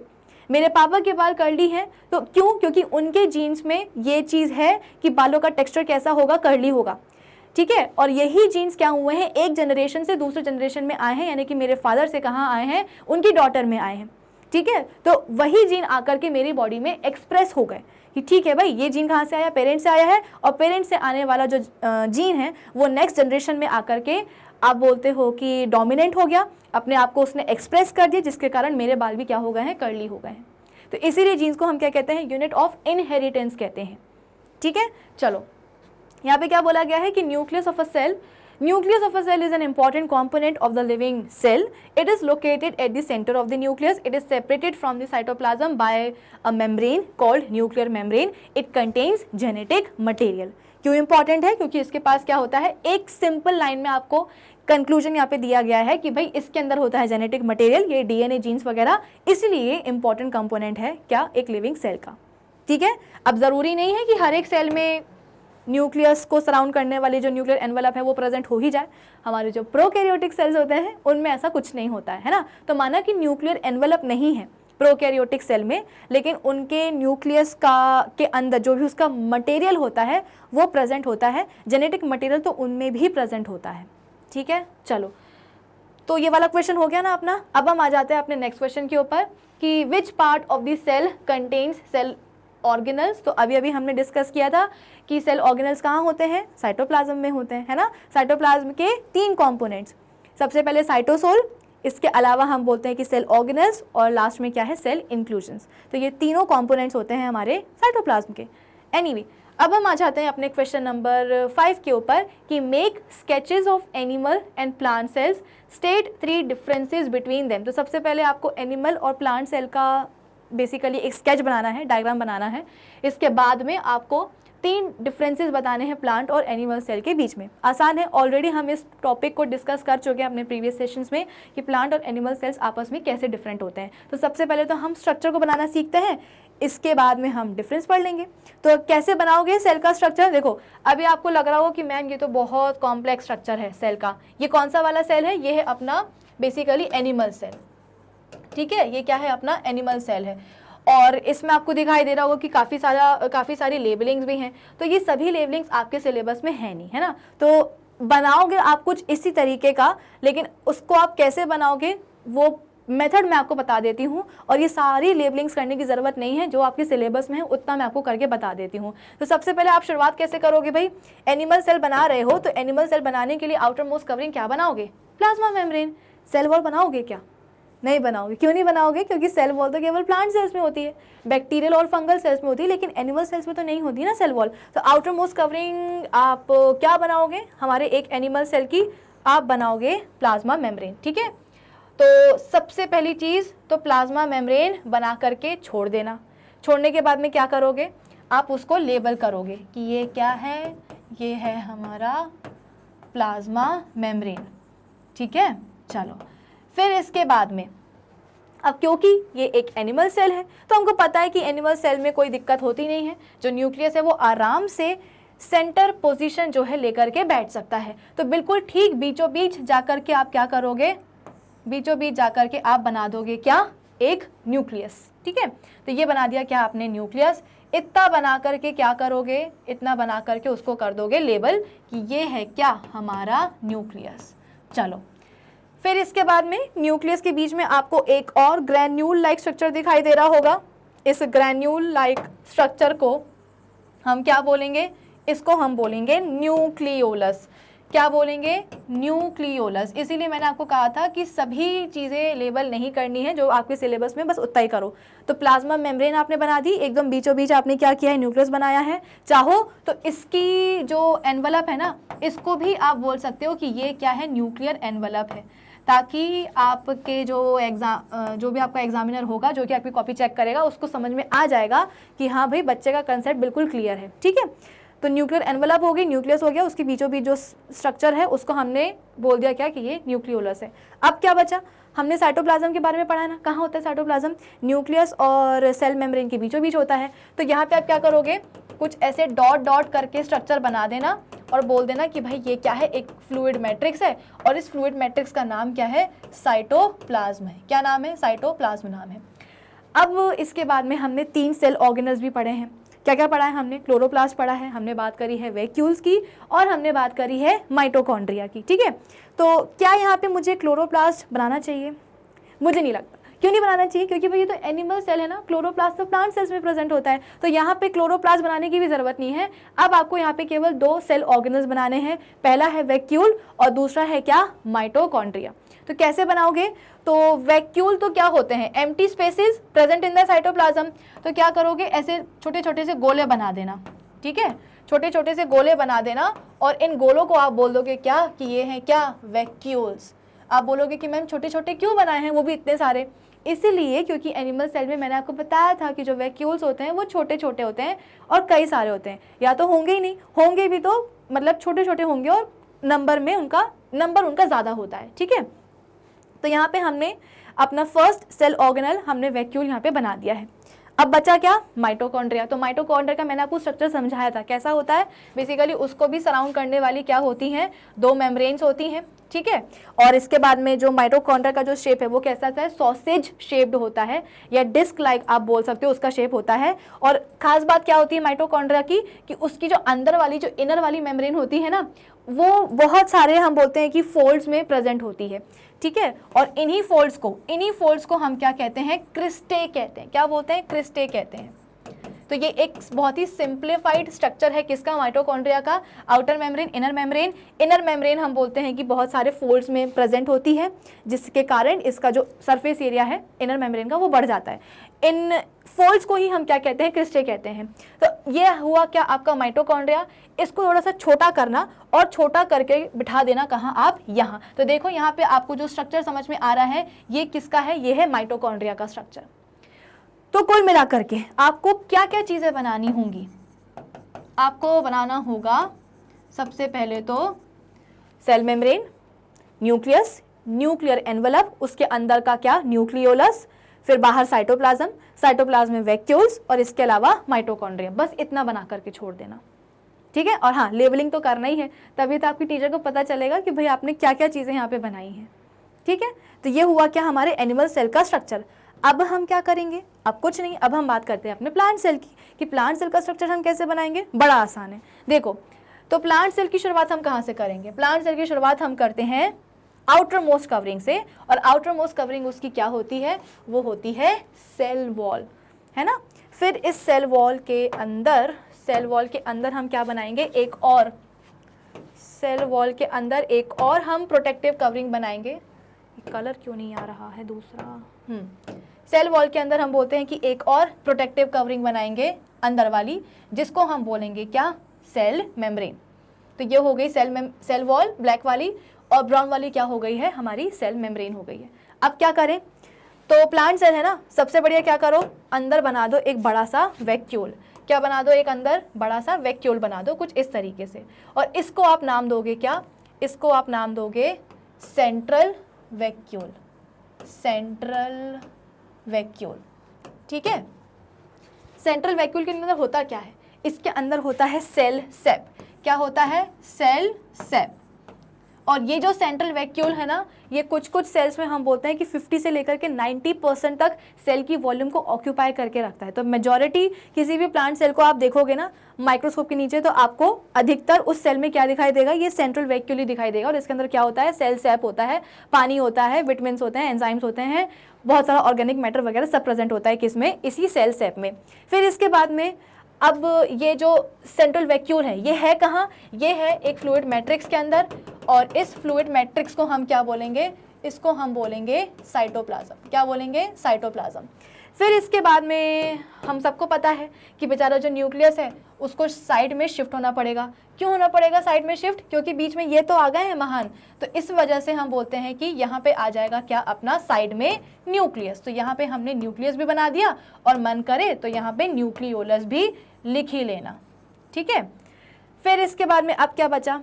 अब हम बोलते हैं कि अब हम बना देते हैं सारे वैक्यूल्स। तो यहाँ पे हमने सेंट्रल वैक्यूल तो बना ही दिया है पहली फुर्सत में। अब हम क्या करेंगे? यहाँ पे क्लोरोप्लास्ट को बना देंगे। क्यों? क्योंकि तो प्लांट सेल है ना, प्लांट सेल्स में क्लोरोप्लास्ट होते हैं। तो क्लोरोप्लास्ट हम बोलते हैं कि कुछ इस तरीके से, और कोशिश करना कि जो क्लोरोप्लास्ट है ना उसको आप ग्रीन कलर से बनाओ। ठीक है, क्लोरोप्लास्ट को आप क्या करोगे, ग्रीन कलर से बनाओगे। आप बोल रहे हो कि मैम ग्रीन कलर से क्यों बनाए, तो ज़रा याद करो, बताया है मैंने आपको कि हमारा जो क्लोरोप्लास्ट होता है उसमें कौन सा पिगमेंट प्रेजेंट होता है, क्लोरोफिल, और उसका कलर क्या होता है, ग्रीन। तो हम बोल सकते हैं कि हमारे जो क्लोरोप्लास्ट है ना, उनके अंदर ग्रीन कलर का पिगमेंट होता है, जिसके कारण उनका खुद का भी कलर क्या होता है, ग्रीन होता है। तो यहाँ पे आप लिख दोगे क्या, क्लोरोप्लास्ट। क्या लिख दोगे, क्लोरोप्लास्ट। ठीक है, अब इसके बाद में बचा क्या, अब बचा है हमारे पास माइटोकॉन्ड्रिया। तो बस यहाँ पे आप क्या करोगे, आउटर मेम्ब्रेन, इनर मेम्ब्रेन, ये बना दिया mitochondria. Outer membrane, inner membrane, अंदर वाले फोल्ड बना दिए क्रिस्टे, ये हो गया क्या अपना माइटोकॉन्ड्रिया। तो यहाँ पे आप लिख दोगे क्या, माइटोकॉन्ड्रिया। क्या लिखोगे, माइटोकॉन्ड्रिया। ठीक है, तो कुछ इस तरीके से आप बहुत ही सिंप्लीफाइड प्लांट सेल का स्ट्रक्चर बनाओगे। एग्जाम में आएगा तो ऐसे ही बना के आना, सबसे पहले सेल वॉल, अंदर सेल मेम्ब्रेन, उसके अंदर साइटोप्लाज्म। साइटोप्लाज्मिक में हम बोलते हैं कि बिल्कुल बीचों बीच, सेल के बीचों बीच सेंट्रल वैक्यूल आ जाएगा जिसमें कि सेल से भरा होगा। न्यूक्लियस आ जाएगा साइड में। आप क्लोरोप्लास्ट बनाओगे ग्रीन कलर के, और हम बोलते हैं कि माइटोकॉन्ड्रिया भी साथ में बना ही देना। इतना क्लियर है। चलो, तो स्केच तो हमने बना दिए हैं। अब इस क्वेश्चन का सेकंड पार्ट क्या था कि हमको डिफरेंस भी बताने हैं। कितने बताने हैं, केवल 3 ही बताने हैं। ठीक है, तो डिफरेंस क्या हो सकते हैं, सबसे पहले तो यही होगा कि हमारा जो प्लांट सेल है उसमें आउटर मोस्ट कवरिंग क्या होती है, सेल वॉल होती है, ना कि सेल मेम्ब्रेन, जो कि किसकी बनी होती है, मतलब सेल वॉल किसकी बनी होती है, सेलुलोज की बनी होती है। फिर एनिमल सेल्स में हमने बोला कि जो आउटर मोस्ट कवरिंग है वो क्या होगी, प्लाज्मा मेम्ब्रेन होगी। प्लास्टिड्स हम बोलते हैं कि हमारे प्लांट सेल्स में प्रेजेंट होते हैं, लेकिन अगर हम बात करेंगे अपने एनिमल सेल्स की तो प्लास्टिड उनमें एब्सेंट होते हैं। वैक्यूल्स जो होते हैं वो हमारे प्लांट सेल्स में कैसे होते हैं, बड़े होते हैं और नंबर उनका कम होता है। एनिमल सेल्स में हम बोलते हैं कि या तो होंगे ही नहीं, होंगे तो काफ़ी सारे हम बोलते हैं कि छोटे छोटे से वैक्यूल्स होते हैं। ठीक है, और कई सारे हो सकते हैं। फिर अच्छा, 3 डिफरेंस तो यहाँ पे हो चुके हैं। ये 4th वाला डिफरेंस आप इसको स्किप कर दो, ठीक है ना, क्योंकि आपके सिलेबस में सेंट्रोसोम और लाइसोसोम वगैरह तो है नहीं। तो इस वाले 4th वाले आप डिफरेंस को आप स्किप कर देना। वैसे भी 3 ही पूछे गए थे तो 3 हमने यहाँ पे बता दिए हैं।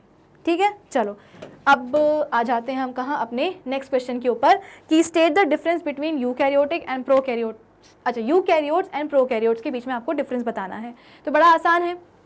यूकैरियोट्स आर दोस्त जिनके पास होते हैं क्या, eukaryotic cell, and prokaryotes are those organism जिनके पास प्रेजेंट होते हैं प्रोकैरियोटिक सेल। अब ये यूकैरियोटिक सेल क्या होता है, तो वो वाला हमारा सेल जिसका जो न्यूक्लियस है वो एकदम वेल ऑर्गेनाइज होता है, यानी कि न्यूक्लियस को सराउंड करने वाली जो न्यूक्लियर एनवेलप है वो प्रेजेंट होती है। तो ऐसे सेल को हम क्या बोलेंगे, यूकैरियोटिक सेल बोलेंगे। और यूकैरियोटिक सेल जिन ऑर्गेनिजम्स के पास प्रेजेंट है उनको हम बोलते हैं यूकैरियोट्स। अगर हम बात करते हैं प्रोकैरियोट्स की या प्रोकैरियोटिक सेल की, तो प्रो का मतलब क्या होता है, प्रो का मतलब होता है प्रिमिटिव।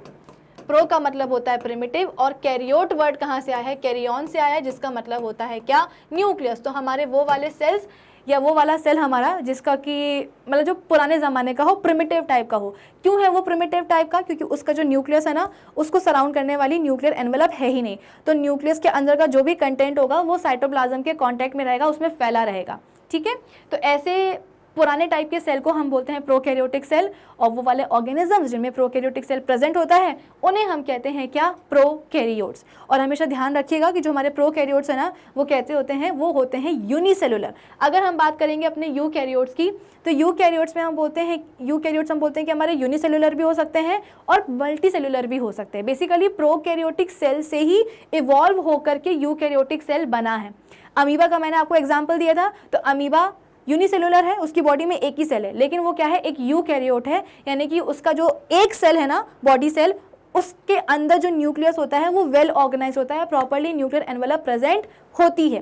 तो यहाँ पे यही बोला जा रहा है कि eukaryotes possesses membrane bound organelles.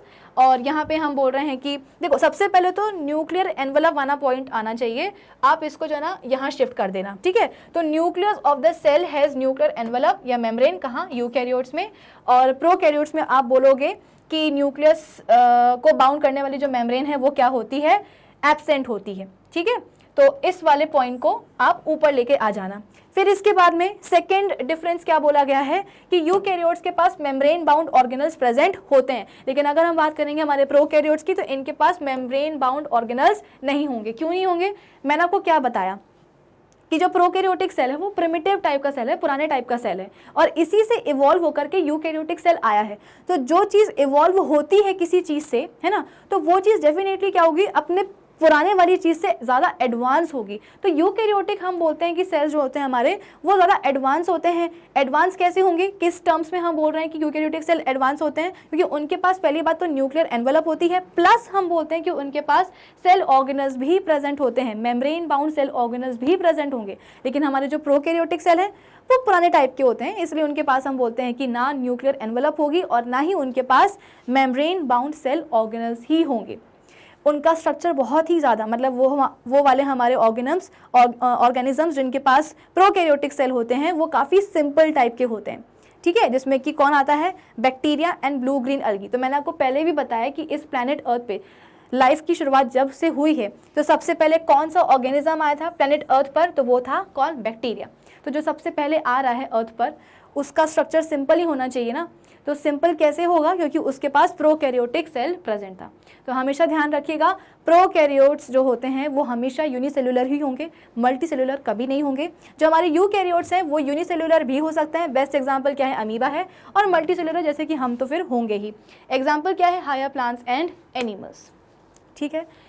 तो ये डिफरेंस हुआ किसके बीच का, यूकैरियोट्स एंड प्रोकैरियोट्स के बीच का। अब हम आ जाते हैं कहाँ, अपने नेक्स्ट क्वेश्चन के ऊपर कि व्हाट आर द क्रोमोसोम्स, अच्छा where are the chromosomes found in a cell, state their functions, यानी कि क्रोमोसोम्स कहाँ पाए जाते हैं और उनका फंक्शन क्या होता है। तो अभी अभी हमने डिस्कस किया था कि सेल के अंदर जो न्यूक्लियस होता है उस न्यूक्लियस के अंदर क्रोमोसोम्स पाए जाते हैं।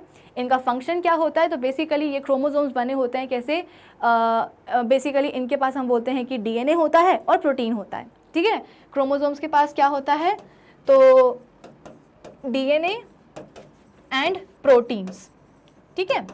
प्रोटीन्स के बारे में हमें अभी नहीं पढ़ना है, क्लास 9th में जाकर के एकदम डिटेल में जाकर के पढ़ लोगे।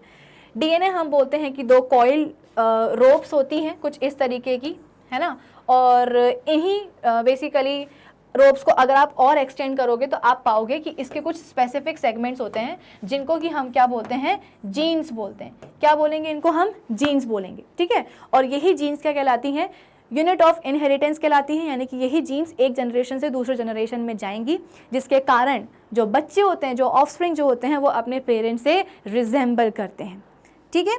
तो यहाँ पे क्या बोला गया है कि chromosomes are present in the nucleus, the functions of the chromosome is to carry genes on them and to transfer the characters from parents to the next generation. Parents से कहाँ जाते हैं, नेक्स्ट जनरेशन में आ जाते हैं। तो ये काम हुआ किसका, क्रोमोसोम्स का, इसीलिए इसको हम क्या कहते हैं, जेनेटिक मटेरियल भी बोलते हैं। क्लियर है, चलो अब हम आ जाते हैं कहाँ, अपने नेक्स्ट क्वेश्चन के ऊपर।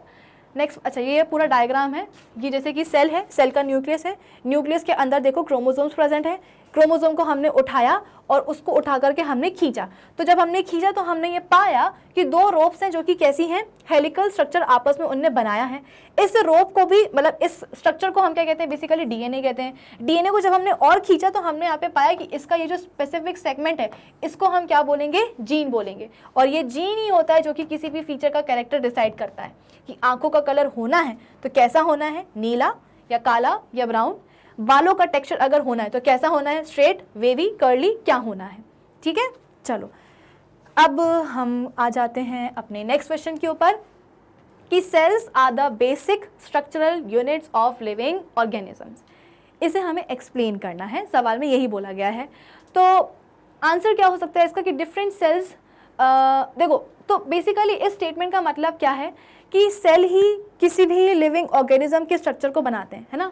स्ट्रक्चरल यूनिट का मतलब क्या है कि स्ट्रक्चर को बनाने वाली, जैसे कि मैंने आपको एग्जांपल दिया था कि हमारे पास एक दीवार है ना, हमारे पास एक वॉल है, तो वो वॉल किसकी बनी होती है, हमने बोला कि वो ईंटों की बनी होती है। तो एक दीवार के लिए उसकी जो स्ट्रक्चरल यूनिट है वो क्या है, ब्रिक्स है, ईंटें हैं। अगर ईंटें नहीं होंगी तो फिर दीवार कैसे बनेगी, सीधी सी बात है। तो एक दीवार की स्ट्रक्चर को बनाने के लिए जैसे ईंटें रिक्वायर्ड होती हैं, सिमिलरली एक ऑर्गेनिज्म की स्ट्रक्चर को बनाने के लिए क्या चाहिए होती हैं, सेल्स चाहिए होते हैं। तो इसीलिए सेल को हम क्या बोलते हैं कि ये बेसिक स्ट्रक्चरल यूनिट है किसी भी लिविंग ऑर्गेनिज्म के। अगर एक यूनिसेलुलर ऑर्गेनिज्म है तो उसकी बॉडी में एक सेल से काम हो जाएगा, लेकिन अगर मल्टी सेलुलर ऑर्गेनिजम्स हैं, यानी कि एक ऐसे ऑर्गेनिज्म जिसके पास बहुत सारे सेल्स होते हैं, तो ये सेल्स क्या करते हैं, देख लेते हैं ना कि हम मतलब कि एक जैसे सेल कौन से हैं। स्ट्रक्चर किसका सेम है, तो सेम स्ट्रक्चर प्रोसेस करने वाले जो सेल्स हैं वो आपस में आकर के कंबाइन हो जाएंगे और कंबाइन होने के बाद में जो वो ग्रुप बनाते हैं उसको हम बोलेंगे टिश्यू। आगे जाकर के ये टिश्यूज और कंबाइन होते हैं और क्या बनाते हैं, ऑर्गन बनाते हैं, और ये ऑर्गन मिलके क्या बनाते हैं, ऑर्गन सिस्टम बना लेते हैं। और ऑर्गन सिस्टम्स अगर बन गए इसका मतलब क्या कि ऑर्गेनिज्म भी बन गया है। ठीक है, तो यही सेल्स होते हैं जो कि किसी भी ऑर्गेनिज्म के स्ट्रक्चर को बनाते हैं। एक सेल भी बना सकता है और कई सारे सेल्स भी मिलकर के ऑर्गेनिज्म को बना सकते हैं। Different cells combine to form tissues and tissues combine to form organs, similarly organs combine to form body, thus they are termed, कौन दे मतलब कौन, हमारे cells are termed as the basic structural unit of every living organism. कि अगर आपके सामने कोई organism है, भले ही माइकोप्लाज्मा बैक्टीरिया क्यों ना हो, वो किसका बना होगा, सेल का बना होगा। ठीक है, इतना समझ में आया आपको। अब हम आ जाते हैं अपने नेक्स्ट क्वेश्चन के ऊपर। नेक्स्ट क्वेश्चन क्या है हमारा कि explain why chloroplast are found only in plant cells. आपको बताना है कि क्लोरोप्लास्ट हम बोलते हैं कि क्यों केवल प्लांट सेल्स में प्रेजेंट होते हैं। तो chloroplast are the plastids required for food. देखो मैंने आपको क्या समझाया था कि क्लोरोप्लास्ट में क्या प्रेजेंट होता है। अभी अभी जो मैंने आपको प्लांट सेल का स्केच बनवाया था, डायग्राम बनवाया था, उसमें मैंने आपको बताया था कि क्लोरोप्लास्ट को जो है ना आप ग्रीन कलर से बनाना। क्यों बनाना ग्रीन कलर से, क्योंकि क्लोरोप्लास्ट के अंदर क्या होता है, एक पिगमेंट प्रेजेंट होता है जिसका नाम है क्लोरोफिल, जो कि एक ग्रीन कलर का पिगमेंट है। तो क्लोरोप्लास्ट के पास क्योंकि हम बोल रहे हैं कि एक ग्रीन कलर का पिगमेंट है, इसीलिए उसका कलर क्या हो जाएगा, ग्रीन हो जाएगा। अब सवाल ये है कि आखिर ये जो क्लोरोफिल प्रेजेंट है क्लोरोप्लास्ट के अंदर, इसका क्या सिग्निफिकेंस है, ये क्यों प्रेजेंट है। तो ये जो क्लोरोफिल होता है ना, ये सन से आने वाली जो सोलर एनर्जी है ना, उसको ये ट्रैप कर लेता है। और इसी सोलर एनर्जी की प्रेजेंस में जो कार्बन डाइऑक्साइड और जो पानी है, वही जो हमारे प्लांट्स होते हैं वो पानी अब्जॉर्ब करते हैं ना, और साथ ही साथ हमारे एटमॉस्फेयर से वो कार्बन डाइऑक्साइड भी ले लेते हैं। तो सनलाइट की प्रेजेंस में ये कार्बन डाइऑक्साइड और जो पानी है ये आपस में कंबाइन होते हैं। किसकी प्रेजेंस में, तो सनलाइट की प्रेजेंस में, और मिलके क्या बना देते हैं, बेसिकली ग्लूकोज बना देते हैं, या आप ये बोल सकते हो कि प्लांट का फूड बना लेते हैं। क्या बना लेते हैं, प्लांट का फूड बना लेते हैं। इस प्रोसेस में ऑक्सीजन भी रिलीज होती है, प्लस हम बोलते हैं कि यहाँ पे एनर्जी भी रिलीज हो जाती है। ठीक है, तो आपको फोकस किस पर करना है अभी इस वाले रिएक्शन के ऊपर कि भाई क्लोरोफिल जो है वो कहाँ प्रेजेंट है, क्लोरोप्लास्ट में प्रेजेंट है। क्या किया है क्लोरोफिल ने कि सनलाइट को अब्जॉर्ब किया, और जिसकी प्रेजेंस में कार्बन डाइऑक्साइड और पानी मिलके क्या करते हैं, मतलब इनका कॉम्बिनेशन हो जाता है, जिसके कारण हम बोलते हैं कि फूड प्रोड्यूस होता है, प्लांट का खाना बन जाता है। प्लस हम बोलते हैं कि इस प्रोसेस में ऑक्सीजन भी प्रोड्यूस हो जाती है। अब ये जो O2 है ये तो हमारे प्लांट्स के लिए यूजलेस है, तो ये क्या हो जाएगी, बाहर रिलीज हो जाएगी। काम का क्या है, काम का है ये फूड, क्योंकि भाई हमारे जो प्लांट्स होते हैं ना वो अपना खाना खुद ही बनाते हैं। उनके अंदर उनकी जो किचन है ना वो प्रेजेंट होती है, हमारे जैसे नहीं कि हमारी किचन का है बाहर है। हमें जो खाना मतलब जो भी हम खाते हैं फूड वगैरह, उसके लिए हमें किसी और अपने प्रोड्यूसर्स पर डिपेंडेंट होना पड़ता है ना। लेकिन प्लांट्स के साथ ऐसा कोई केस नहीं है, वो अपना खाना अपनी बॉडी के अंदर खुद ही बना लेते हैं। तो यहाँ पे हम बोलते हैं कि ये जो फूड के बनने की जो प्रोसेस हुई है, इसी को हम बोलते हैं क्या, फोटोसिंथेसिस बोलते हैं। क्या बोलते हैं इसको हम बोलेंगे फोटोसिंथेसिस। सवाल यह है कि ये फोटोसिंथेसिस कैसे हो पाई है, क्योंकि क्लोरोफिल ने सनलाइट को अब्जॉर्ब कर लिया था, है ना। तो सनलाइट है इसीलिए फोटोसिंथेसिस की प्रोसेस हो पाई और प्लांट ने अपना खाना वो बना पाए। तो हम बोलते हैं कि क्लोरोफिल बहुत इंपॉर्टेंट होता है किसके लिए, फोटोसिंथेसिस की प्रोसेस के लिए। अब आप मुझे ये बताओ कि एनिमल्स क्या अपना खाना खुद बनाते हैं? ऑब्वियस सी बात है, नहीं बनाते हैं। क्या हम सोलर एनर्जी को ट्रैप कर सकते हैं? बिल्कुल नहीं कर सकते हैं। तो जब ये सब चीज़ें हमें करनी ही नहीं है, ना हमको खाना बनाना है, ना हमको सनलाइट को अब्जॉर्ब करना है, तो हमारे अंदर क्लोरोफिल क्यों आएगा? अब अगर क्लोरोफिल ही नहीं आएगा तो क्लोरोप्लास्ट का भी क्या सिग्निफिकेंस है? तो इसीलिए यहाँ पे हमसे ये बोला गया है कि explain why chloroplast are found only in the plant cells. तो उनमें इसीलिए प्रेजेंट होते हैं क्योंकि उनको खाना बनाना है। भाई प्लांट्स हमारे प्राइमरी प्रोड्यूसर्स होते हैं।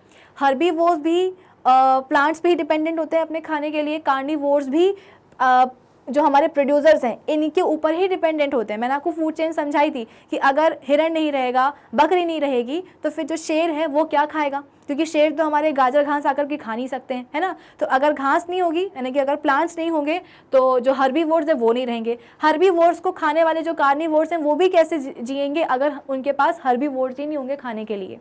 ठीक है। तो हम बोलते हैं कि क्लोरोप्लास्ट के अंदर ही क्यों प्रेजेंट होते हैं, प्लांट सेल्स के अंदर ही क्यों क्लोरोप्लास्ट प्रेजेंट होता है, क्योंकि भाई फोटोसिंथेसिस करनी होती है प्लांट को, उनको सनलाइट को कैप्चर करना है, इसके लिए क्लोरोप्लास्ट में प्रेजेंट क्लोरोफिल इंपॉर्टेंट है, इसीलिए प्लांट में प्रेजेंट होते हैं, हमारी बॉडी में कोई ज़रूरत नहीं है। क्लोरोप्लास्ट आर द प्लास्टिड्स, मैंने आपको जैसे कि पहले भी बताया है कि हम प्लांट की बॉडी में कई सारे प्लास्टिड्स प्रेजेंट होते हैं और ये प्लास्टिड क्या करते हैं, किसी ना किसी पिगमेंट को स्टोर करने का काम करते हैं। तो वो वाले प्लास्टिड जिनके पास ग्रीन कलर का पिगमेंट होता है क्लोरोफिल, उनको हम कहते हैं क्लोरोप्लास्ट। तो chloroplast are plastids required for food making process called photosynthesis and thus they are only present in the plant cells। हमें कोई ज़रूरत नहीं फोटोसिंथेसिस करने की, इसलिए हमारे पास कोई क्लोरोप्लास्ट, कोई प्लास्टिड नहीं होते हैं। प्लांट को चाहिए है क्लोरोफिल, उनको चाहिए है क्या, फोटोसिंथेसिस की प्रोसेस, इसीलिए उनमें क्या प्रेजेंट होते हैं, क्लोरोप्लास्ट। ठीक है, चलो नेक्स्ट क्वेश्चन क्या है कि अच्छा, complete the crossword with the help of the clues given below. अब यहाँ पे आपके सामने एक क्रॉसवर्ड पजल आ गई जिसको हमें सॉल्व करना है। कैसे सॉल्व करेंगे, तो आपको यहाँ पे कुछ क्लूज दिए गए हैं, अक्रॉस में दिए गए हैं। अक्रॉस मतलब कि आपको हॉरिजॉन्टल कॉलम्स फिल करने हैं और डाउन में भी दिए ही होंगे, हाँ ये रहे, ठीक है। तो डाउन वाले यानी कि आपको वर्टिकल ब्लॉक्स को फिल करना है। स्टार्ट करते हैं हम किसके साथ, अक्रॉस के साथ, हॉरिजॉन्टल ब्लॉक्स को हम फिल करेंगे। फर्स्ट नंबर पे क्या है कि इज़ नेसेसरी फॉर फोटोसिंथेसिस। तो क्या चाहिए होता है, मतलब क्या चीज़ ज़रूरी होती है फोटोसिंथेसिस के लिए। फर्स्ट नंबर पे शुरुआत हो रही है सी के साथ, तो डेफिनेटली क्या होगा, क्लोरोफिल ही होगा। तो यहाँ पे हम लिख देते हैं क्या, क्लोरोफिल, लिख देते हैं क्या, क्लोरोफिल। ठीक है, तो फर्स्ट अपना जो बेसिकली रो है वो अपनी कंप्लीट हो गई है। ठीक है, फिर इसके बाद में थर्ड नंबर पे क्या है कि the term for component present in the cytoplasm. तो साइटोप्लाज्म के मैंने आपको बताए हैं 3 कंपोनेंट्स होते हैं, cytosol, cell inclusions and cell organelles. तो यहाँ पे बोला जा रहा है कि तीसरे नंबर पे आपको क्या भरना है, साइटोप्लाज्म का एक कंपोनेंट का नाम, उसका एक टर्म भरना है। ठीक है, तो 3 नंबर ये रहा, शुरुआत किससे हो रही है, ओ से हो रही है, यानी कि डेफिनेटली ये क्या होगा, ऑर्गेनल्स ही होगा। क्या होगा, ये ऑर्गेनल्स होगा। तो अभी मैं यहाँ नहीं भर रही हूँ, अभी मैं यहाँ लिख दे रही हूँ ऑर्गेनल्स। ठीक है, ये काम को तो चलो लिख ही देते हैं, क्या जाता है, ऑर्गेनल्स। ठीक है, चलो फिर इसके बाद में नेक्स्ट क्या है कि 6th नंबर पे आएगा the living substance in the cell. तो मैंने आपको बताया था कि सेल के अंदर जो भी लिविंग सब्सटेंस होता है उसको हम क्या कहते हैं, प्रोटोप्लाज्म कहते हैं। तो 6th नंबर पे क्या आएगा, प्रोटोप्लाज्म, प्रोटोप्लाज्म। ठीक है, प्रोटोप्लाज्म। तो फर्स्ट, थर्ड और 6th तो हो गया है। 8th क्या है, units of inheritance present on the chromosomes. बड़ा आसान है, जीन्स है। देखो 8th जो ब्लॉक है उसकी शुरुआत भी किससे हो रही है, जी से हो रही, तो ये आपके लिए क्लू है, हिंट है। तो GENES। तो हमारे अक्रॉस वाले तो सारे हो गए हैं। अब हम बात करते हैं किसकी, डाउन वालों की, यानी कि अब हम फिल करेंगे अपने वर्टिकल कॉलम्स को। ग्रीन प्लास्टिड्स को क्या बोलेंगे, क्लोरोप्लास्ट बोलेंगे ना। तो इसको हमें भरना कहाँ है, इसको हमें भरना है फर्स्ट नंबर पे, यानी कि ये। तो यहाँ पे आप लिख सकते हो क्या, क्लोरोप्लास्ट, है ना, क्लोरोप्लास्ट्स। क्लियर है, चलो फिर इसके बाद में सेकंड क्या है कि formed by the collection of tissues. Tissues के कलेक्शन से क्या बनता है, ऑर्गन। तो सेकंड नंबर पे आप क्या भरोगे, ऑर्गन भरोगे। सेकंड नंबर ये रहा, ऑर्गन, लो भर दिया ऑर्गन। ठीक है, फिर नेक्स्ट क्या है कि it separates the contents of the cell from the surrounding medium. यानी कि एक ऐसी चीज़ जो कि क्या कर रही है, सेल को, सेल का जो कंटेंट है उसको सराउंडिंग मीडियम से सेपरेट कर रही है। तो डेफिनेटली वो क्या होगा, सेल मेम्ब्रेन या प्लाज्मा मेम्ब्रेन। तो फोर्थ नंबर पे आप क्या भरोगे, 4 नंबर है कहाँ, यहाँ। तो यहाँ पे आप, अब यहाँ पे क्योंकि प्लाज्मा वर्ड नहीं दिया गया है, शुरुआत कहाँ से हो रही है, एम के साथ, तो यहाँ पे हम सिंपली क्या लिख देंगे, मेम्ब्रेन। क्या लिख देंगे, मेम्ब्रेन। ठीक है, स्पेलिंग गलत हुई क्या, हाँ एक डबल एम आ गया, मेम्ब्रेन। जीन्स, ये हो गया जीन्स, MEMBRANE। ठीक है, आई बात समझ में। तो ये हो गया क्या, मेम्ब्रेन, और जीन्स अपना पहले से था ही। नेक्स्ट क्या है कि empty structure in the cytoplasm. मैंने आपको अभी अभी समझाया था कि साइटोप्लाज्म में जो आपको खाली स्ट्रक्चर दिखाई देते हैं उनको हम क्या कहते हैं, वैक्यूल्स कहते हैं। तो 5th नंबर पे क्या आएगा, वैक्यूल्स। 5th नंबर कहाँ है हमारा, ये रहा। तो ये हो जाएगा क्या, वैक्यूल्स, ये हमने लिख दिया क्या, वैक्यूल, ठीक है। चलो फिर एक लास्ट क्या बचा है कि a group of cells, group of cells को हम क्या बोलते हैं भाई, टिश्यू बोलते हैं। तो 6th नंबर पे आएगा क्या, आई गेस ये 6th नहीं, ये 7th होना चाहिए, है ना, यहाँ पे होना चाहिए 7, क्योंकि यही वाला ब्लॉक खाली है अब। तो इसको हम लेंगे क्या, टिश्यूज, ये हमने लिख दिया क्या, टिश्यू। कई सारे सेल्स का ग्रुप क्या कहलाता है, टिश्यू कहलाता है। तो इस हिसाब से हमारे सारे जो ब्लॉक्स हैं वो हमने सक्सेसफुली फिल कर दिए हैं। अब आप क्या कर सकते हो, इस पूरे का आप आंसर का स्क्रीनशॉट आप ले सकते हो, ठीक है। जो मैंने बताया है ये वही सारी चीज़ें हैं। आई होप ये वाला क्वेश्चन सभी को समझ में आया होगा। और इसी क्वेश्चन के साथ में हमारा जो जितने भी हमारे एक्सरसाइज क्वेश्चंस हैं वो सब हमने कवर कर लिए हैं, डिस्कस हमने कर लिए, सॉल्व हमने कर लिए हैं। अब जल्दी से जो हमारी कुछ इंटेक्स एक्टिविटीज़ हैं उनको भी हम कर लेते हैं डिस्कस। तो फर्स्ट एक्टिविटी क्या है, जो कि आपकी एनसीईआरटी की टेक्स्ट बुक पेज नंबर 92 पे दी गई है।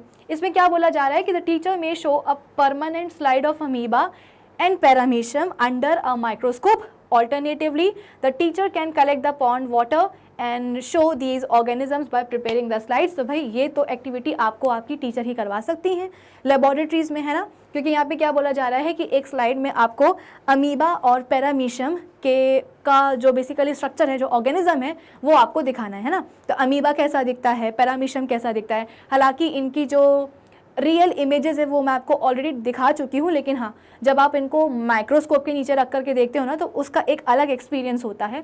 तो ये आपको आपके स्कूल लेवल पे परफॉर्म करवाई जाएगी, ठीक है। चलो फिर इसके बाद में नेक्स्ट क्या है हमारे पास, एक्टिविटी नंबर 2, जो कि एनसीईआरटी के टेक्स्ट बुक पेज नंबर 93 पे दी गई है कि बॉयल अ हेन्स एग, यानी कि मुर्गी का एक अंडा उबाल लो, रिमूव द शेल, शेल को हटा लो।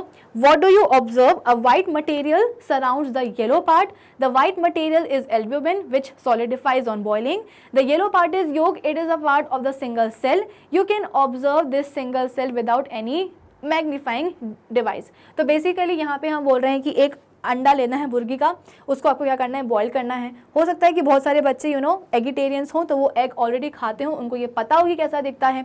तो जब आप उसके शेल को मतलब बॉईल करके आप उसके शेल को निकाल दोगे, है ना, तो जब आप शेल निकाल दोगे तो आपको एक वाइट पोर्शन दिखाई देगा, और जिसको हम बोलते हैं क्या, एल्ब्यूमिन। क्या बोलते हैं, एल्ब्यूमिन। और ये होता है क्या, येलो पोर्शन, जिसको कि हम बोलते हैं क्या, योक। क्या बोलते हैं इसको, हम योक बोलते हैं, ठीक है। तो ये एल्ब्यूमिन और ये एग, ये दोनों की दोनों क्या है, एक ही अंडे का पोर्शन है। और ये एक ऐसा एग है जो कि आप क्लियरली देख पा रहे हो। अगर मैं आपसे बोलूँ कि हमारी स्किन के पास तो बहुत सारे सेल्स होते हैं, दिख रहे हैं क्या आपको सेल्स, नहीं दिखेंगे। क्यों नहीं दिखेंगे, क्योंकि ये इतने छोटे होते हैं कि बिना माइक्रोस्कोप के आप इनको नहीं देख सकते हो। लेकिन एक मुर्गी का जो एक अंडा है, ये पूरा एक अंडा है, ठीक है ना, मतलब ये हाफ है, इसको कवर कर दो तो ये एक अंडा हो जाएगा। तो ये जो मुर्गी का एक अंडा है ये इतना बड़ा है साइज में कि आप इसको आसानी से बिना माइक्रोस्कोप के देख सकते हो। तो ये एक छोटी सी एक्टिविटी है कि इस पूरे चैप्टर में हमने यही पढ़ा था कि सेल्स का साइज बहुत छोटा होता है, बहुत छोटा होता है, लेकिन ऐसा नहीं है। कुछ सेल्स ऐसे भी होते हैं जिनको आप क्लियरली नेकेड आई से देख सकते हो, माइक्रोस्कोप की ज़रूरत बिल्कुल भी नहीं है।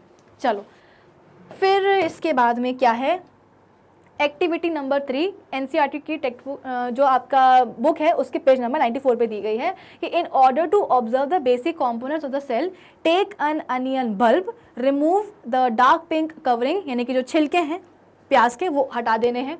You can easily separate these from the fleshy white layers of the bulb with the help of the forceps or even with your hands. You can also break the onion bulb and separate out thin layers. आपने देखा होगा, अब पता नहीं कभी आप लोगों ने प्याज छीला है, उसको काटा या नहीं करा है, जब आप अनियन के जो पील्स हैं उसके जो छिलके जब आप उसको हटाते हो तो उसमें से एक बहुत ही पतली सी थिन लेयर निकलती है, ठीक है। अगर आपको स्कूल में एक्सपेरिमेंट ये करवाया गया है, वैसे तो डेफिनेटली करवाया जाएगा क्योंकि ये करवाया जाता है, ठीक है। तो वहाँ पे आपको आपकी टीचर ने बताया होगा कि अनियन का जो छिलका होता है जब हम उसको हटाते हैं तो उसमें से एक बहुत ही पतली सी थिन लेयर निकलती है। उसी थिन लेयर को हम क्या करते हैं, माइक्रोस्कोप के नीचे जा कर के देखते हैं तो हमें क्या दिखाई देते हैं, अनियन सेल्स दिखाई देते हैं। Place a small piece of the thin onion peel into a drop of water on a glass slide. The thin layer can be cut into smaller pieces with the help of a blade or forceps. Add a drop of methylene blue solution to the layer. अच्छा अब ये बताओ, यहाँ पे बोला जा रहा है, यहाँ पे बेसिकली आपसे स्लाइड को प्रिपेयर करने की बात की जा रही है ना। तो यहाँ पे बोला गया कि एक ड्रॉप डाल दो किसकी, मिथाइलिन ब्लू की। क्यों डाल दो, क्योंकि बेसिकली ये क्या होता है, ये एक डाई है। ये क्या है, एक डाई है। मैंने आपको बताया था कि सेल के कुछ कंपोनेंट्स बहुत ही हल्के से होते हैं, और अगर आप उनको माइक्रोस्कोप के नीचे रख के देखने की कोशिश करोगे ना तो आपको वो क्लियरली नहीं दिखाई देते हैं। तो क्योंकि विजिबिलिटी इंप्रूव हो जाए इसीलिए हम क्या करते हैं कि कुछ डाई का हम यूज़ करते हैं, कलर का यूज़ करते हैं, जिसके कारण स्टेनिंग हो जाती है सेल के कंपोनेंट्स में, और जैसे ही सेल के कंपोनेंट्स के ऊपर कलर आ जाता है तो वो ज़्यादा अच्छी तरीके से दिखने लग जाते हैं। तो इसीलिए मिथाइलिन ब्लू क्या है, एक टाइप का स्टेन ही है, कलर ही है, डाई ही है। डालना है इसको और कवर स्लिप से उसको कवर कर देना है। While placing the cover slip, ensure that there is no air bubble under the cover slip. Observe the slide under the microscope. Draw and label. तो ये जो पूरी आपको स्लाइड बनानी है, इसके बाद में आपको क्या करना है, इसको माइक्रोस्कोप के नीचे रख करके देखना भी है। और आप क्या ऑब्जर्व करोगे तो आपको कुछ इस तरीके का स्ट्रक्चर जो है ना दिखाई देने वाला है, क्योंकि आपने मिथाइलिन ब्लू डाल दिया है इसीलिए इसका जो कलर है वो आपको ब्लू दिखाई देगा। ठीक है, तो यहाँ पे आपको कुछ इस तरीके से प्लांट सेल्स क्लियरली विजिबल यहाँ पे हो जाएंगे। ठीक है, बीच में क्या होगा, इनका न्यूक्लियस भी होगा। तो the boundary of the onion cell is covered by a thick covering called cell wall, क्योंकि ऑब्वियसली बात है प्याज जो है वो क्या एक वेजिटेबल है, कहाँ से आया, प्लांट से आया है। तो प्लांट के तो हर सेल के पास क्या होगा, सेल वॉल होगी। तो प्लांट का ही तो ये हिस्सा है, जो अनियन है वो क्या है, प्लांट का ही एक हिस्सा है। तो अनियन के पास भी क्या होंगे, प्लांट सेल्स होंगे, और इन प्लांट सेल्स के पास क्या होंगे, सेल वॉल होंगी। फिर इसके बाद में the central dense round body is the centre, in the centre is called the nucleus. ये देखो आपको एक डेंस बॉडी दिखाई दे रही होगी, इसे हम बोलते हैं क्या, सेल का nucleus. The jelly like substance between the nucleus and the membrane is called what, cytoplasm. और यहाँ पे क्या है भाई, ये है साइटोप्लाज्म। ठीक है, तो कुछ इस तरीके से आपको ये एक्टिविटी स्कूल लेवल पे परफॉर्म करवाई जाएगी। तो भाई इसके साथ में आई गेस हमारे पास इतनी ही एक्टिविटीज़ थी।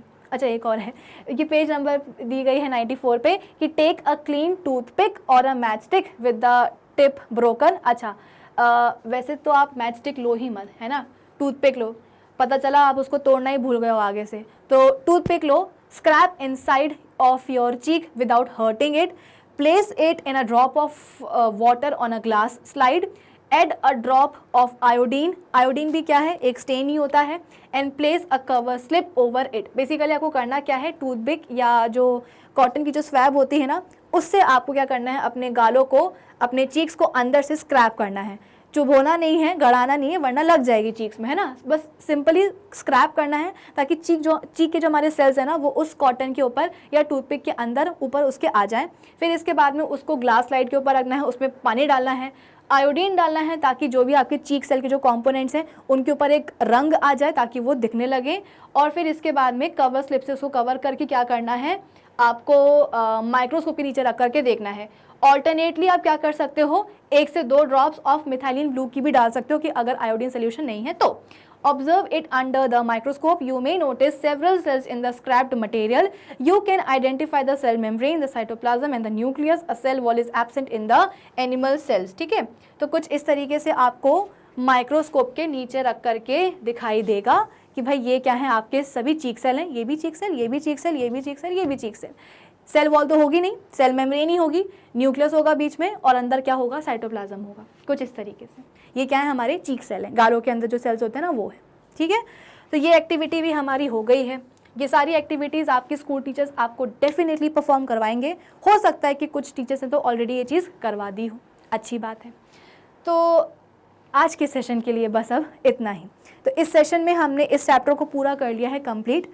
टॉपिक्स तो हमने ऑलरेडी क्लियर कर ही लिए थे, डिस्कस कर ही लिए थे। एक्सरसाइज क्वेश्चंस को भी हमने डिस्कस कर लिया है और हमने इन टेक्स्ट एक्टिविटीज़ को भी डिस्कस कर लिया है। तो अब हम मिलेंगे कहाँ, अपने नेक्स्ट सेशन में। नेक्स्ट सेशन में हम क्या करेंगे, न्यू चैप्टर को स्टार्ट करेंगे। लेकिन तब तक आप क्या करेंगे, हमारी जो ऑफिशियल वेबसाइट है ना magnetbrains.com, उसको विजिट कर लीजिएगा। गूगल पर जाकर के टाइप करना magnetbrains.com, सर्च करना, ऑफिशियल वेबसाइट आ जाएगी, उसको खोलना। जैसे ही खोलोगे तो आपके सामने आएगा ये वाला page, the magnet brains education platform. ठीक है, यहाँ पे आपको ऑप्शन दिखाई देगा एक्सप्लोर टॉप कोर्सेज का, जिस पर जाओगे आप तो आपको क्लास 12 से लेकर के क्लास 1 तक के सभी कोर्सेज होंगे अवेलेबल। क्लास 8 की साइंस आपको देखनी तो आप क्या करोगे, क्लास 8 पे जाकर के क्लिक करोगे। जैसे ही क्लिक करोगे आपके सामने आ जाएगा क्या, class 8 science video tutorial by Vibhuti Khare. यहाँ पे आपको अभी तक हमने जितने भी चैप्टर्स कवर करे हैं या जो भी हम कर रहे हैं कंप्लीट, उन सभी चैप्टर्स के जितने भी लेक्चर्स हैं ना, सभी के सभी लेक्चर्स हो जाएंगे अवेलेबल। फॉर एग्जांपल आपको देखना है क्या फर्स्ट चैप्टर जो कि है क्रॉप प्रोडक्शन एंड मैनेजमेंट का, यहाँ पे आपको उस चैप्टर के सभी 14 लेक्चर्स मिल जाएंगे। आपने इसको जैसे ही खोला, इस चैप्टर का जो फर्स्ट लेक्चर है इंट्रोडक्शन वाला वो स्टार्ट हो जाएगा और इस तरीके से आप बाकी के सारे लेक्चर्स भी देख सकते हो, ना सिर्फ इस चैप्टर के बल्कि सभी चैप्टर्स के। तो यहाँ पे आपको जो दिक्कत होती है, मतलब यूट्यूब पे जो प्रॉब्लम होती है कि प्लेलिस्ट नहीं मिल रही है, मिल भी रही है तो उसमें वीडियोस का सीक्वेंस जो ना गड़बड़ है, यहाँ पे कोई दिक्कत नहीं होगी। एज सच सभी के सभी वीडियो लेक्चर्स का जो सीक्वेंस है वो प्रॉपरली आपको अरेंज मिलेगा, प्लस सभी टॉपिक्स यहाँ पे आपको होते हैं नोट्स भी available. So do visit our official website magnetbrains.com. Till then, keep learning with Magnet Brains. Thank you for watching.